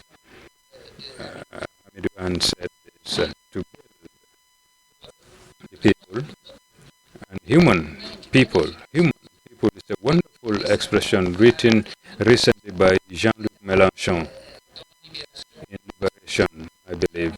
Jean-Luc Mélenchon has the merit of speaking very naturally the language of Jean Jaurès because it's mother tongue. And it is important. Why is it important? Because otherwise we will destroy the notion of a public space, which is important. As public space should be a space for arguing and performance, of course, but a space that has a space for emotion. We have, but arguing, because that is what we are talking about. Argumentation, because we are translating experiences. If I am on a podium, public podium, and I say I'm speaking as a black man, 1.8 meters tall, it means if you are not somebody like me, you shouldn't share what I'm saying. No, I should say that what I am saying can be shared and is translatable despite the difficulties of translation. And that is what it means to build human people and speak the same language. And we should say it without any complaisance. Because you can praise translation, but behind the translation also you can have violence, you can have domination. Pierre Bourdieu's school worked on this violence of translation. For example, the book of Pascal Casanova, titled Translation and Domination, where he talks about what language are we translating, what is the most translated language. When you ask the question, you'll see that there is a hierarchy, a violent hierarchy of languages, dominant languages, hyper-central ones more, and then less dominant languages, but we are dominant anyway. And then the peripheral languages, and I'm afraid that the languages that we speak on our continent are considered as peripheral. This is true. Pascal Casanova said it. Giselle Chapsero, who is also a friend, studied the sociology and politics of translation to show the character of violence that you find inside translation. And yes, yesterday David Job showed us how translation can be violence by subsuming somebody or somebody else's words in one's own as one's own. And Adamson spoke about that when he talked about his voyage to Rufisque. So this violence of indirect discourse of the colonial person who reports the indigenous languages. And once you have said that, you'll see that the response of domination of translation is translation. So the answer should be not a response that you would find in the sociology and politics of translation, but what you can call ethics of translation, ethics of translating. This ethics that Walter Benjamin, who highlighted this, and in the meaning of ethics of translation, hospitality, jumonji, or teranga, in one's own language, of what was thought and created in our other language. This is how we can avoid tribalism by having faith in the possibility of translation and experience. Human experience is always translatable, and you can assert that by when you look at the bereavement phase. Italians say traditore traditore. You translate and you betray at the same time because you're dropping something unnecessarily, and it's a sort of bereavement, so to speak, when you translate, and also misunderstanding. It's part of translation. There's always a misunderstanding. Similarly, there is something that is untranslatable as well that Michel talked about. And once you have considered all these issues of translation, the only conclusion is that you have to settle down to the task of the translation being to come back to the translation and reducing the translatable to make sure that they are not residues, but part of the negotiation of the effort to translate. It's an impossible task that finally is realized in the job in Frère d'Armes, Brothers in Arms. We have read it in English. However, in his absence, we read what he wrote. Let me finish.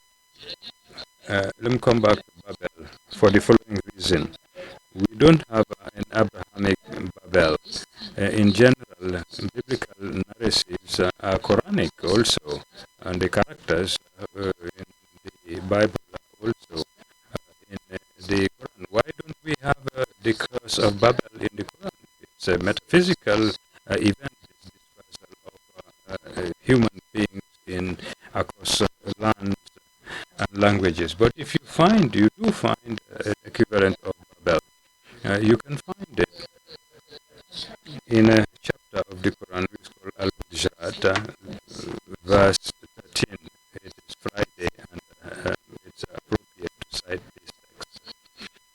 It says in this text, among other things, that we have made you nations and tribes so that you can know each other.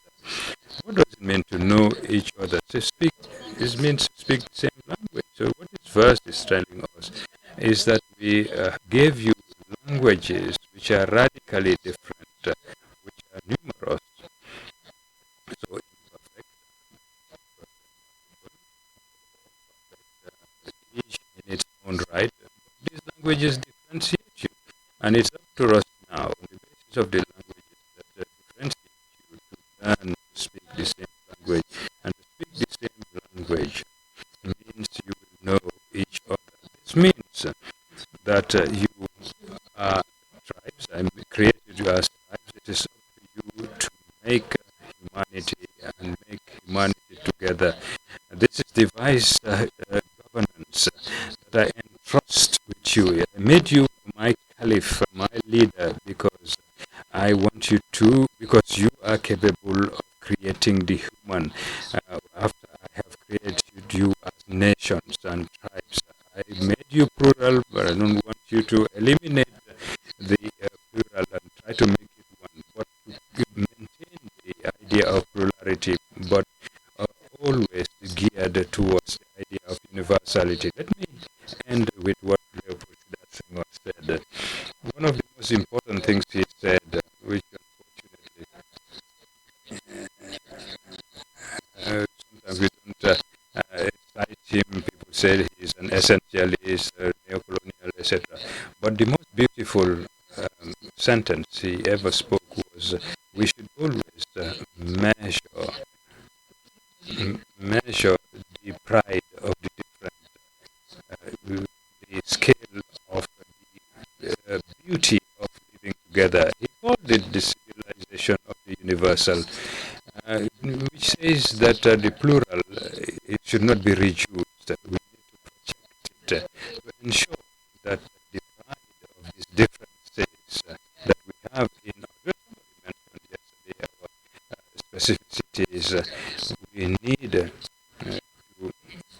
once this pride of being different is established, it is should serve to be projected to the beauty of being together and speaking the same language.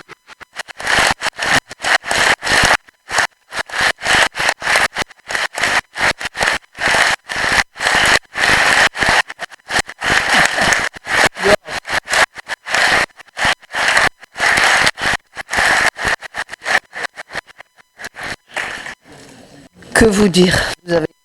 What else to say? You've been perfect. And you stuck to the time that was allocated. Now I would like to give the floor to Olivia, Dr. Olivia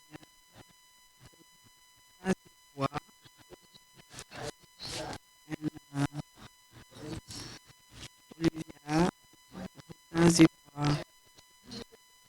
So to the most prestigious universities, the Institute of London School of Economics, and she has also worked.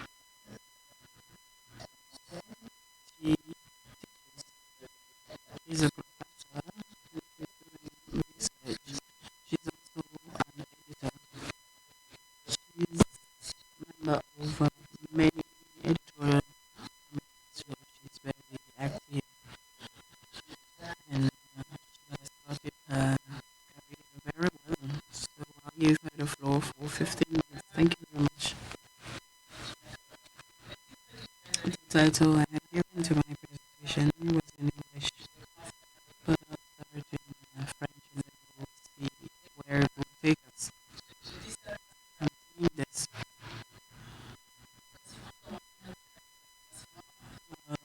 And I'll start by thanking everyone. I agree with almost everyone before me.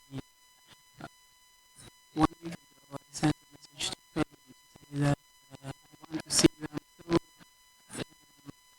But he said, yes, that's true, but send us your title. And this is the title I sent very late. So the title is in English.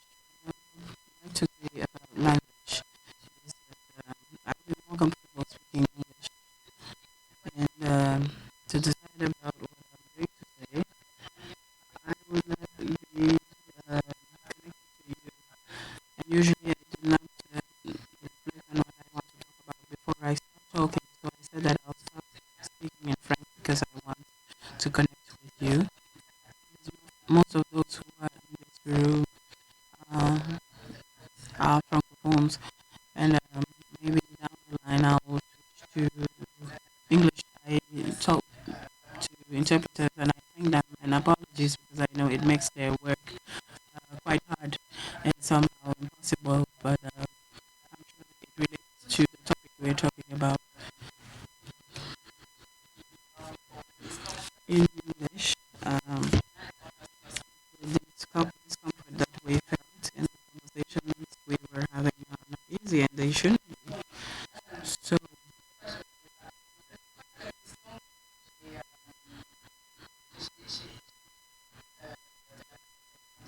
what I took from this panel, how to think togetherness, living together in solidarity in the post-colonial time. What I would say about post-colonial times is the present that is coming after the past that is concrete and real of domination, exploitation, destruction of the living. And I would like to specify this.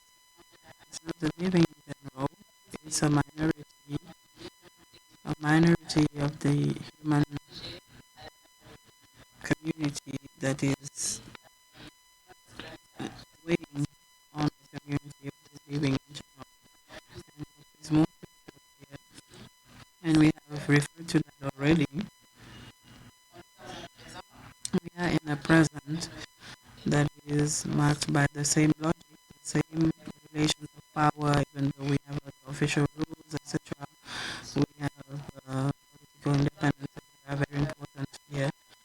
In English, we talk about afterlife of slavery, but it's in the present, and I'm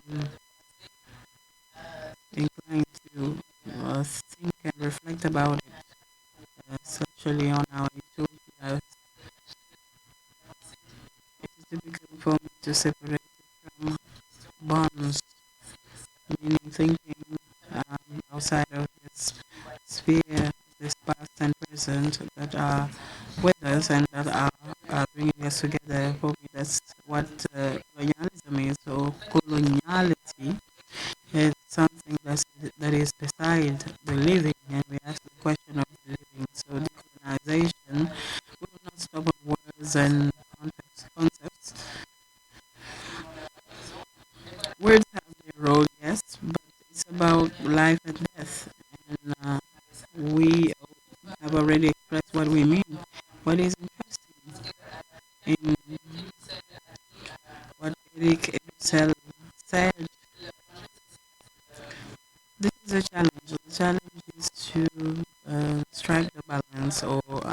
the difference between will to power versus will to life. So will to power versus will to life. It was not a good translation, but I think it is what I mean. There is the question: how do we conceive this togetherness in solidarity in post-colonial times? I do not have a well elaborated presentation for that to answer to that. But the reason why I started in French is that sometimes I do not know where to start, how to ask questions, or think about answers. But also, uh, with whom I'm having this conversation and in which context. For me today, this conversation is an invitation to work with you and find um, reflections, answers. I'll share with you concepts that I use in working in this subject. And in English, it's repair and reparation. And what I like about the English language is that there are two different words for it: repair and reparation. So we have to do that, by the way. And there's something beyond,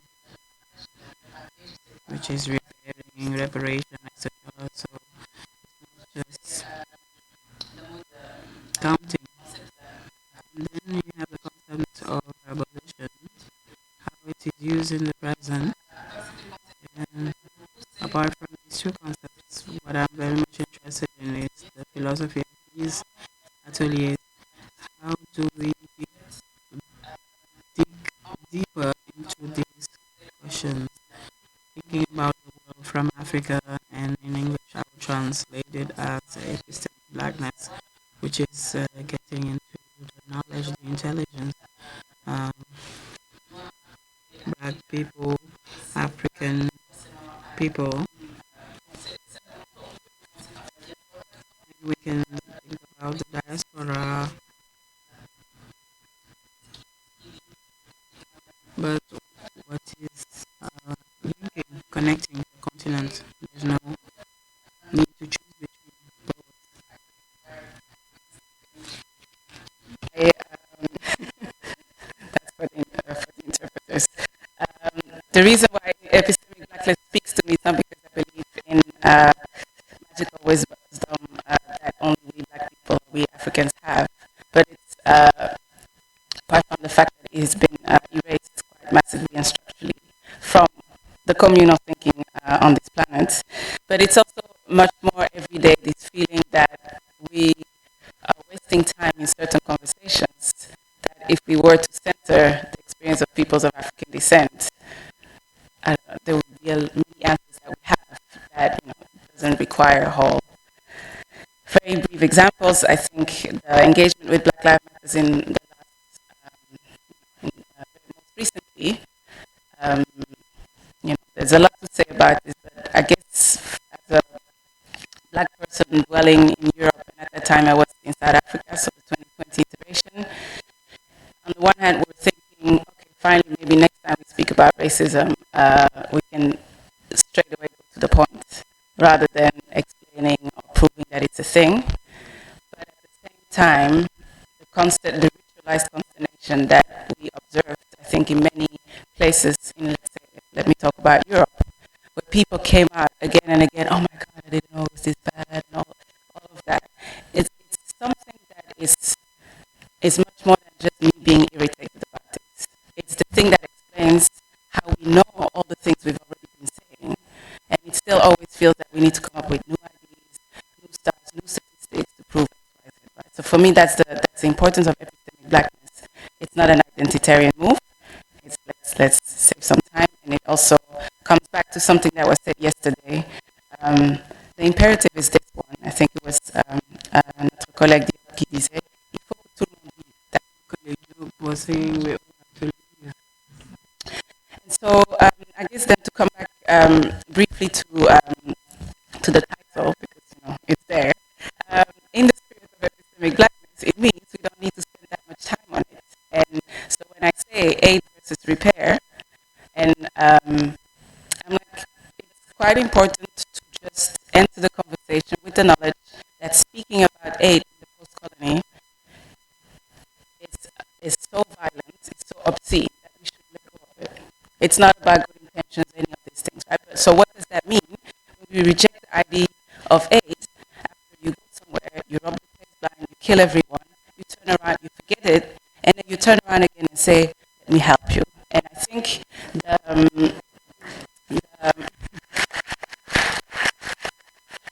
we can see this in the whole conversation, obviously, about international development or aid, or in French, on a bien appelé ça la coopération. Even if we call it cooperation, it's still the same thing. But very much also what was said before in terms of COVID, apartheid, hoarding of vaccines and all of that. Having a French parliamentarian say, but we decided to give 10% of that vaccines, and give it to Africa. I'm like, there's nothing to give if you don't steal it first. So if you steal people's capacity to make their own vaccines, there's nothing for you to give. And so I think that's what I meant. We can cut this conversation short, but it also does require, why do we keep on offering degrees of international development, but also do we do with all the NGOs, and the presence is everywhere also here, and in general. So for me, that's, and I guess thinking about repair or reparation is a way to shortcut that conversation, but it does not help us to think very clearly, I guess, how we can engage repair and reparations in a way that goes beyond musical chair, right? And the musical chair concept, what I'm thinking, again, it enters, I think, in a lot of the conversations we've had here, it's that if we limit it, and as I said, we should give stuff back, but if we limit it to now it's my turn, meaning the logic of musical chair is, apart from being a really stupid game, but is that by definition there is not enough space for everyone. That's the whole point. So that's the global order that we're looking at, I think.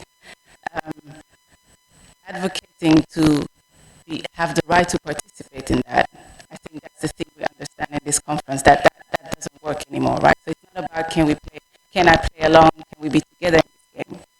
It's about how do we blow up the logic or the naturalness of this musical chair. It doesn't make sense. So it's about thinking, and I think that's also where my engagement with abolition comes. It's a shortcut to avoid all the energies we put in reform. And it's not a destructive move to say, let's blow everything up and then not think about the next thing. But what happens to the space that we create from the things that we refuse to continue to engage in, to do, to explain, all of that.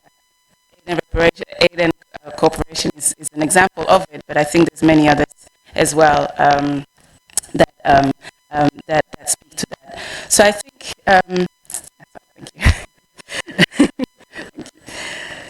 So I think maybe I want to end on one of the ways in which I've been struggling with this comes apart from struggling, the fact that I don't seem capable of writing a lot in this last 2 years, let's say, or just engaging even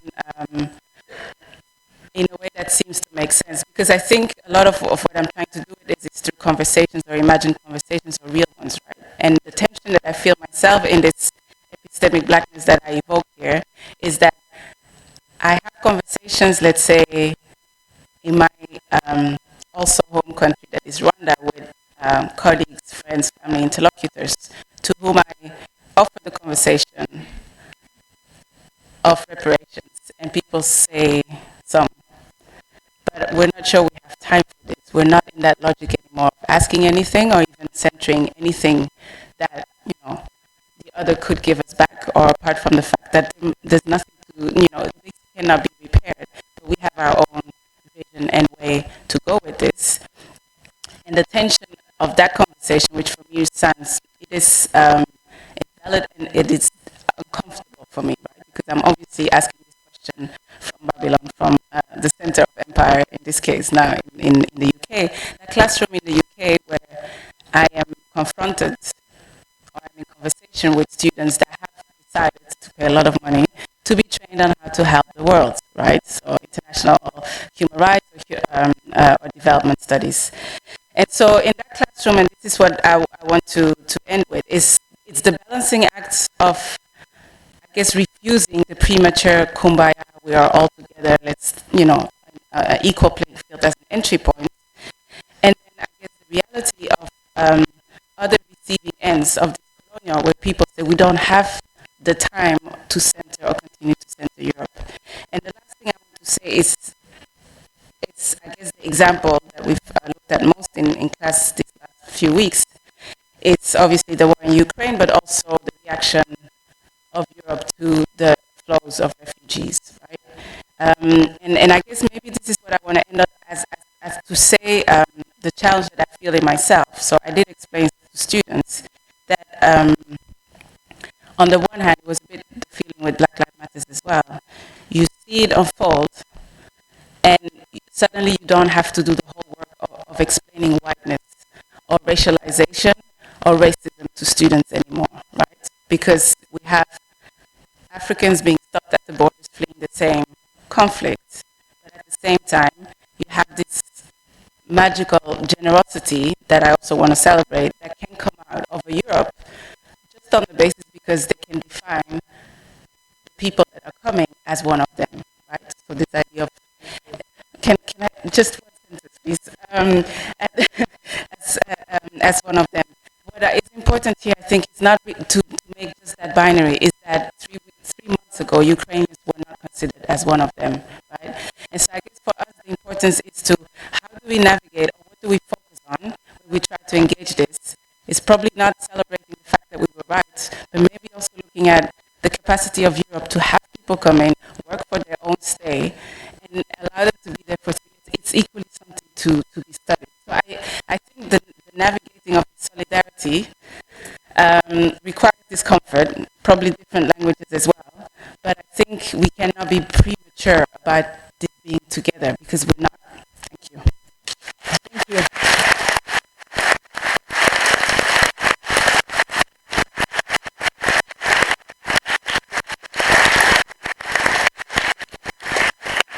Je voudrais dire que j'ai été I would like to say that I've been very honored to be the moderator of this panel. That was not based on an idea of exclusion and closing oneself, and talked about solidarity of living, looking for pathways, be it by translation, regeneration of knowledge, or alluding to Babel, so that we regain dignity for all of us. Now I'll give the floor to the room. I'll just ask those who are asking questions not to continue the presentations of the speakers, just ask questions. I'll take 4 questions, please.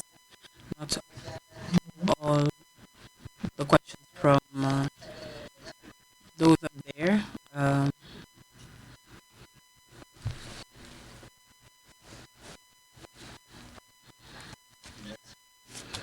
Thank you very much for the presentation. My question is about the image of Babel, and I'm wondering if we're not afraid of the Pentecostal, moving from Babel to the Pentecostal, because we continue to have this universal affirming itself, and also the universalism of translation, and going back to the universal. Is it not about going back to one, and the fear of Pentecost?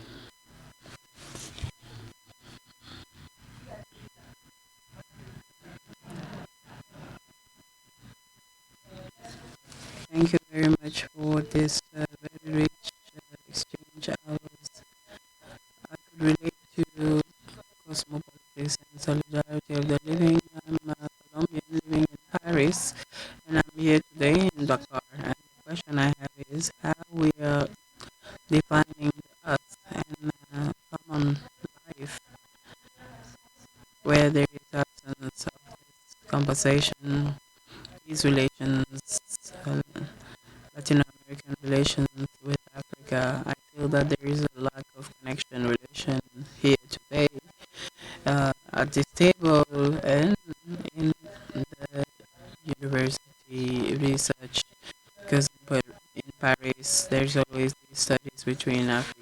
This lack of studies between Latin America and Africa, is it an issue of language, common language? question is how to establish these bonds between Latin America and Africa. The question here and two last questions.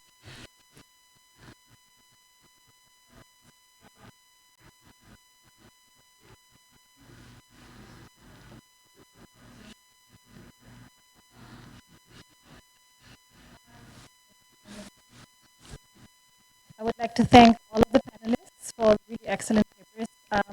I would like to thank Mabula especially for sort of bringing up the question of all the invisible work that is being done that facilitates this conference as well. And Olivia, everything that you said was so excellent. I don't have a question, but thank you. I have one question of very short clarification. I'm not sure if might have been a question of for me of me not being concentrated enough anymore, but sort of I thought that you said at some point that there are two things, hyper-individualizing the storytelling of the hero and nationalist movements of closing of borders, etc., in terms of protection. And you sort of, as I heard it, you said that those were two things. And going back to what you just said about the Ukraine as well, I think that these are not different things in the terms of that they're both actually sort of nationalistic moves and the visualization of the individual are both, to me, individualizing moves on different scales, I would say.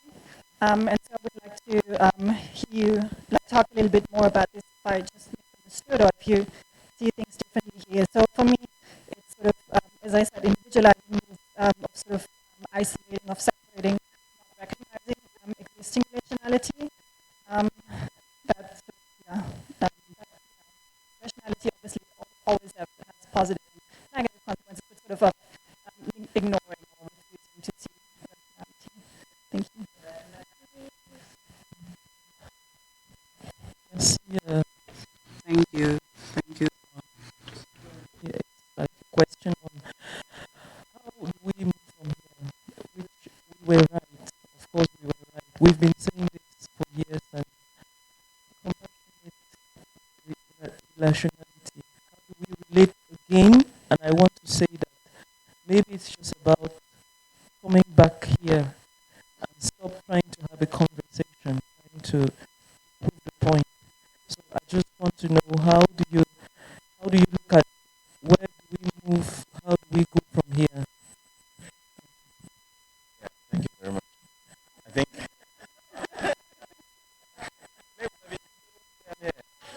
Okay.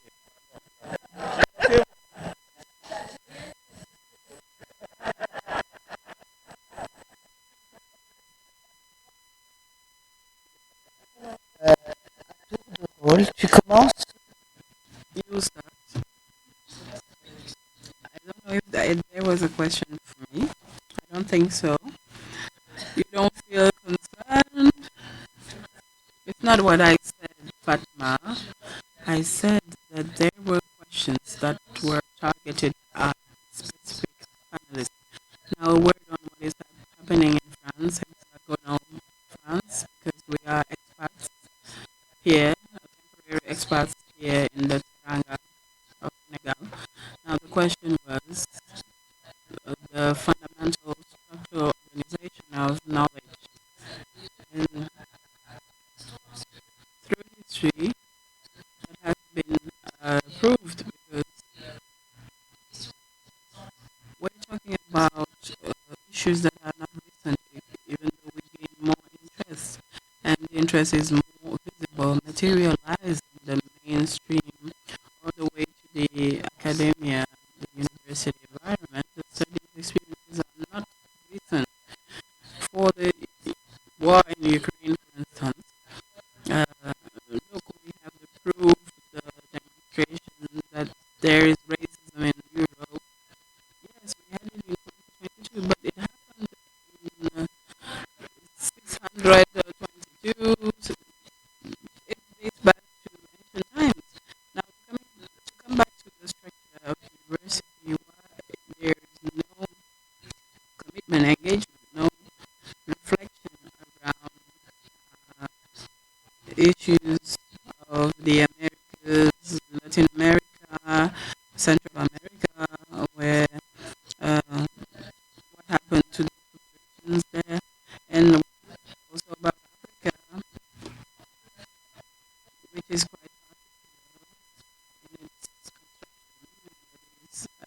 splitting it from its diaspora, and that is erasing the African presence in areas outside of Africa, notably in hexagonal France, where we have become more indigenous. So these fragmentations are the reflection of this geopolitical organization that has been put in place by the modern era, linguistic separations of meaning that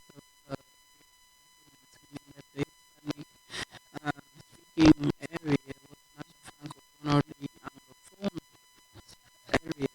And in the academic environment, respecting these linguistic frontiers is actually giving us a more globalized and intelligent approach, a more relevant approach than what is being done nowadays. So what we should do in France, for instance, hexagonal France, I have specified that, is to just make the compartments explode and respect this production of knowledge instead of repeating this violence that happened before. I am Anglicist by training, which means that I should only be interested in areas where English is spoken. Sorry, now what do we do of the Caribbean, Mexico, etc.? Knowing that some of it has been colonized, if I can say it so, by the US. So this requires melting, radically melting all the concepts. But it is difficult to achieve because melting all these concepts would entail melting the organization of knowledge, position, job profiles, comfort, wages, etc. And if we do all this cleaning up, we will be promoting sharing and balance, or otherwise we would be hiding behind values that do not make any sense, and we would seem to be losing something. Now, who is going to lose something? And the gain here is to lose your position, lose your social legitimacy, we lose some money, for instance, comfort, etc. Or we could just say that the values that we are promoting will be more embodied, and this would be a gain for the whole humanity. Now, what do we say? This is my opinion. I think it was the only question that I could relate to. Thank you. Deux questions que je voudrais. Two questions I'd like to address regarding the presence of Latin America in our exchanges. It takes me to another discussion. We talk a lot about universal, and there are a lot of misunderstandings about universal. When we say we find universal in each singularity, we cannot go any further. That is why I insisted on the method, cosmopolitic method, as a way of going from thought to practice, from the political criticism to public politics. So you have a certain number of active forces of the world in this globality, which are cosmopolitic forces, and you can among them describe what we can describe as a number of elements of knowledge emanating from societies, civil societies, for example, at the global level, the actions of civil societies promoting certain knowledge, and we would talk about how to translate them in order to have something achievable. This is the cosmopolitic dimension which will recover and highlight and reveal all this knowledge. I didn't talk about it because I didn't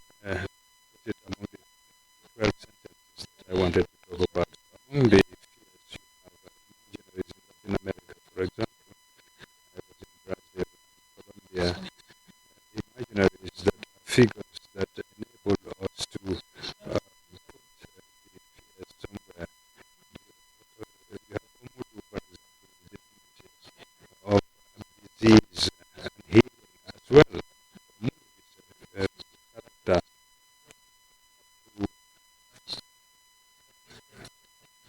who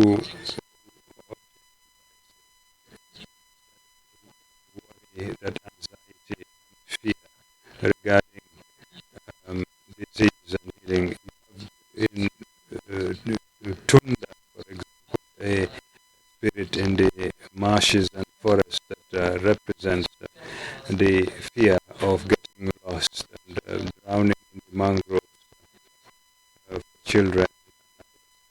So this represents you have the representative of fear there.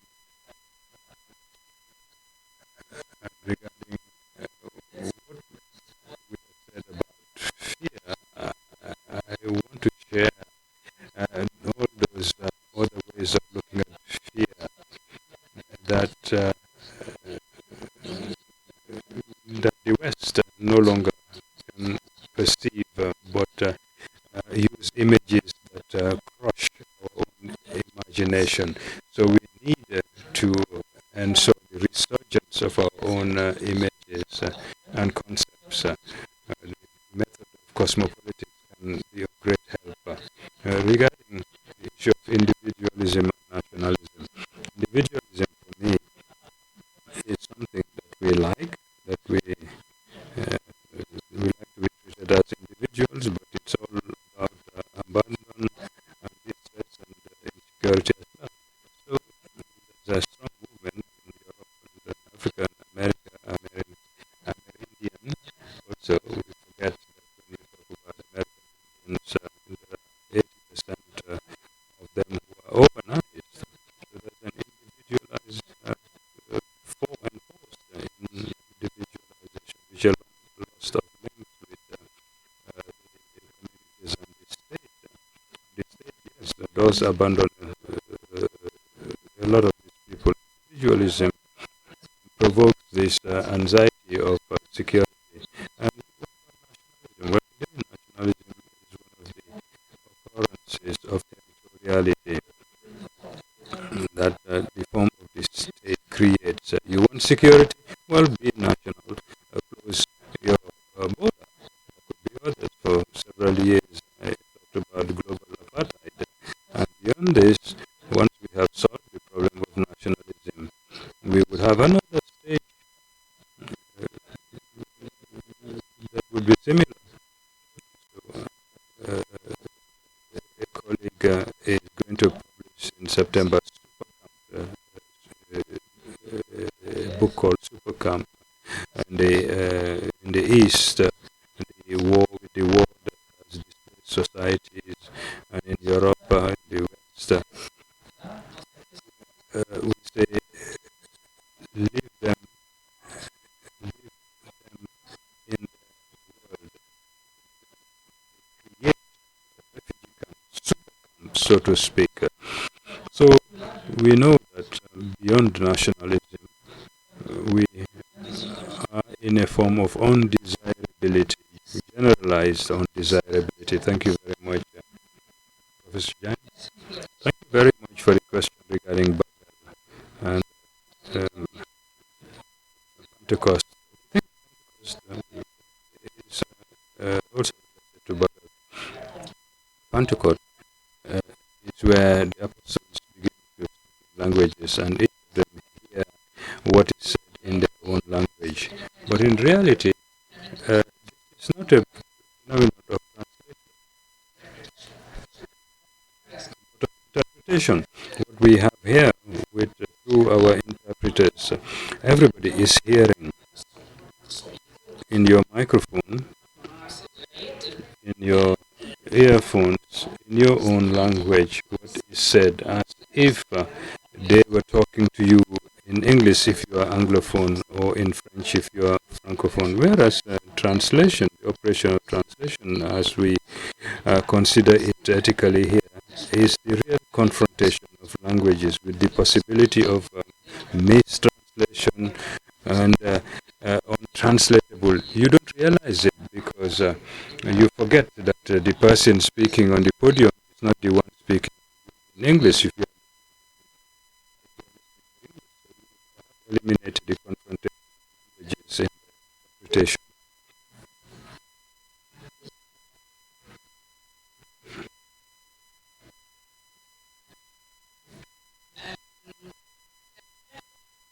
And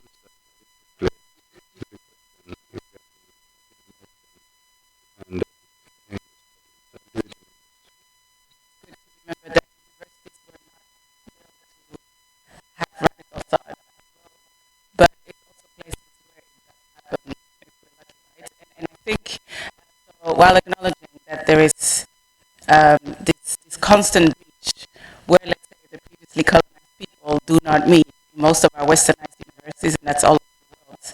At the same time, I think it's always good to think that there are cracks in that system, and I think an example would be the resurgence of colonial thought is an actual meeting of thought that has been widened and traveled to the U.S., whatever, from indigenous thought in the Latin Americas, but it traveled through Europe, and then somehow people then remember that, oh, but on the African continent, people have been thinking this for such a long time. So we do have conferences now where thought of the decolonial and anti-colonial do happen between our continents, and even if they don't do literally, in terms of the thoughts and experiences that are being put forward through this philosophy, it's an example of that, right? So I'm not saying that, I'm not contradicting what you're saying. I'm just saying, while we recognize how colonial everything is, usually there are tiny examples of where people have tried to break through it, and I think that's an example of it. Thank you so much for the question that you asked, because it really allows me to re-stress or underscore how I guess the questions or the distress or the discomfort I'm trying to bring forward here are not that, I mean, they're also personal. They're not just personal, not just me, but also very much they're not identitarian first and foremost. So the invitation to come back, I take it more and more, I'm like, that's the thing. We need to be able to be in the present where we don't even have to think that we need either an invitation or the permission or any of that, right? But I would also say, I guess the privilege from which I speak is that I can actually do it if I wanted to. I can even decide to do half of my year in Rwanda, half of, So all of that, I think it's, and it would probably, mess up my mind in many different ways. So I would probably be even more confused, and I do that to some extent as well. So that's the personal side that I do think is also an actual thing in how, as Black people, we move through this wide world, and I'm not even going to confine it to.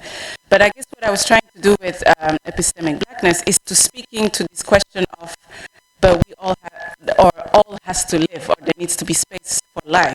And so I'm thinking in that context about, I don't know, the Français that is still with us, weapons export to Syria, Yemen, liberation of women in Afghanistan, settler colonialism in Palestine, Kaulako Pekin that were evoked yesterday, the 55,000 people that died at the borders of Europe, George Floyd, and the idea of I cannot breathe. I think in the previous panel we were invited to think about respirer, the COVID vaccines, racism that we talked about. For me, engaging epistemic Blackness is to claim the experiences of the colonial as the place from which we can think differently about these urgencies, emergencies that have always been with us, right? So it's in that sense, I see it as something not detached from, but of a different order than, it's not even about convincing anyone in Europe that they actually colonized us and that they're still racist. We know that. We actually don't have to spend time explaining it. But the invitation is that once we all come around the table acknowledging that, what can we learn quicker and with much more attention to both life and dignity if we start the reflections from there rather than thinking that we have to speak back to empire. Thank you. Thank you. Je voudrais remercier. I'd like to thank for your collaboration. I'd like to thank you for your attention and discipline, and also say that this evening at 8:30, a Retifan film at the Institut Français, followed by a roundtable on the community of the dead, the living and objects. I hope that you will be there. Enjoy your lunch.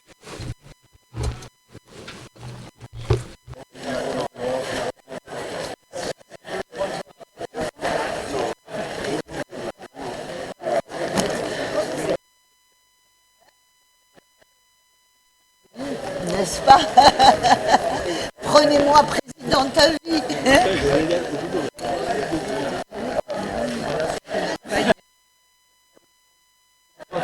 C'est mon charisme naturel qui a permis cet état de... Voilà. Yes, it was very interesting. La modération.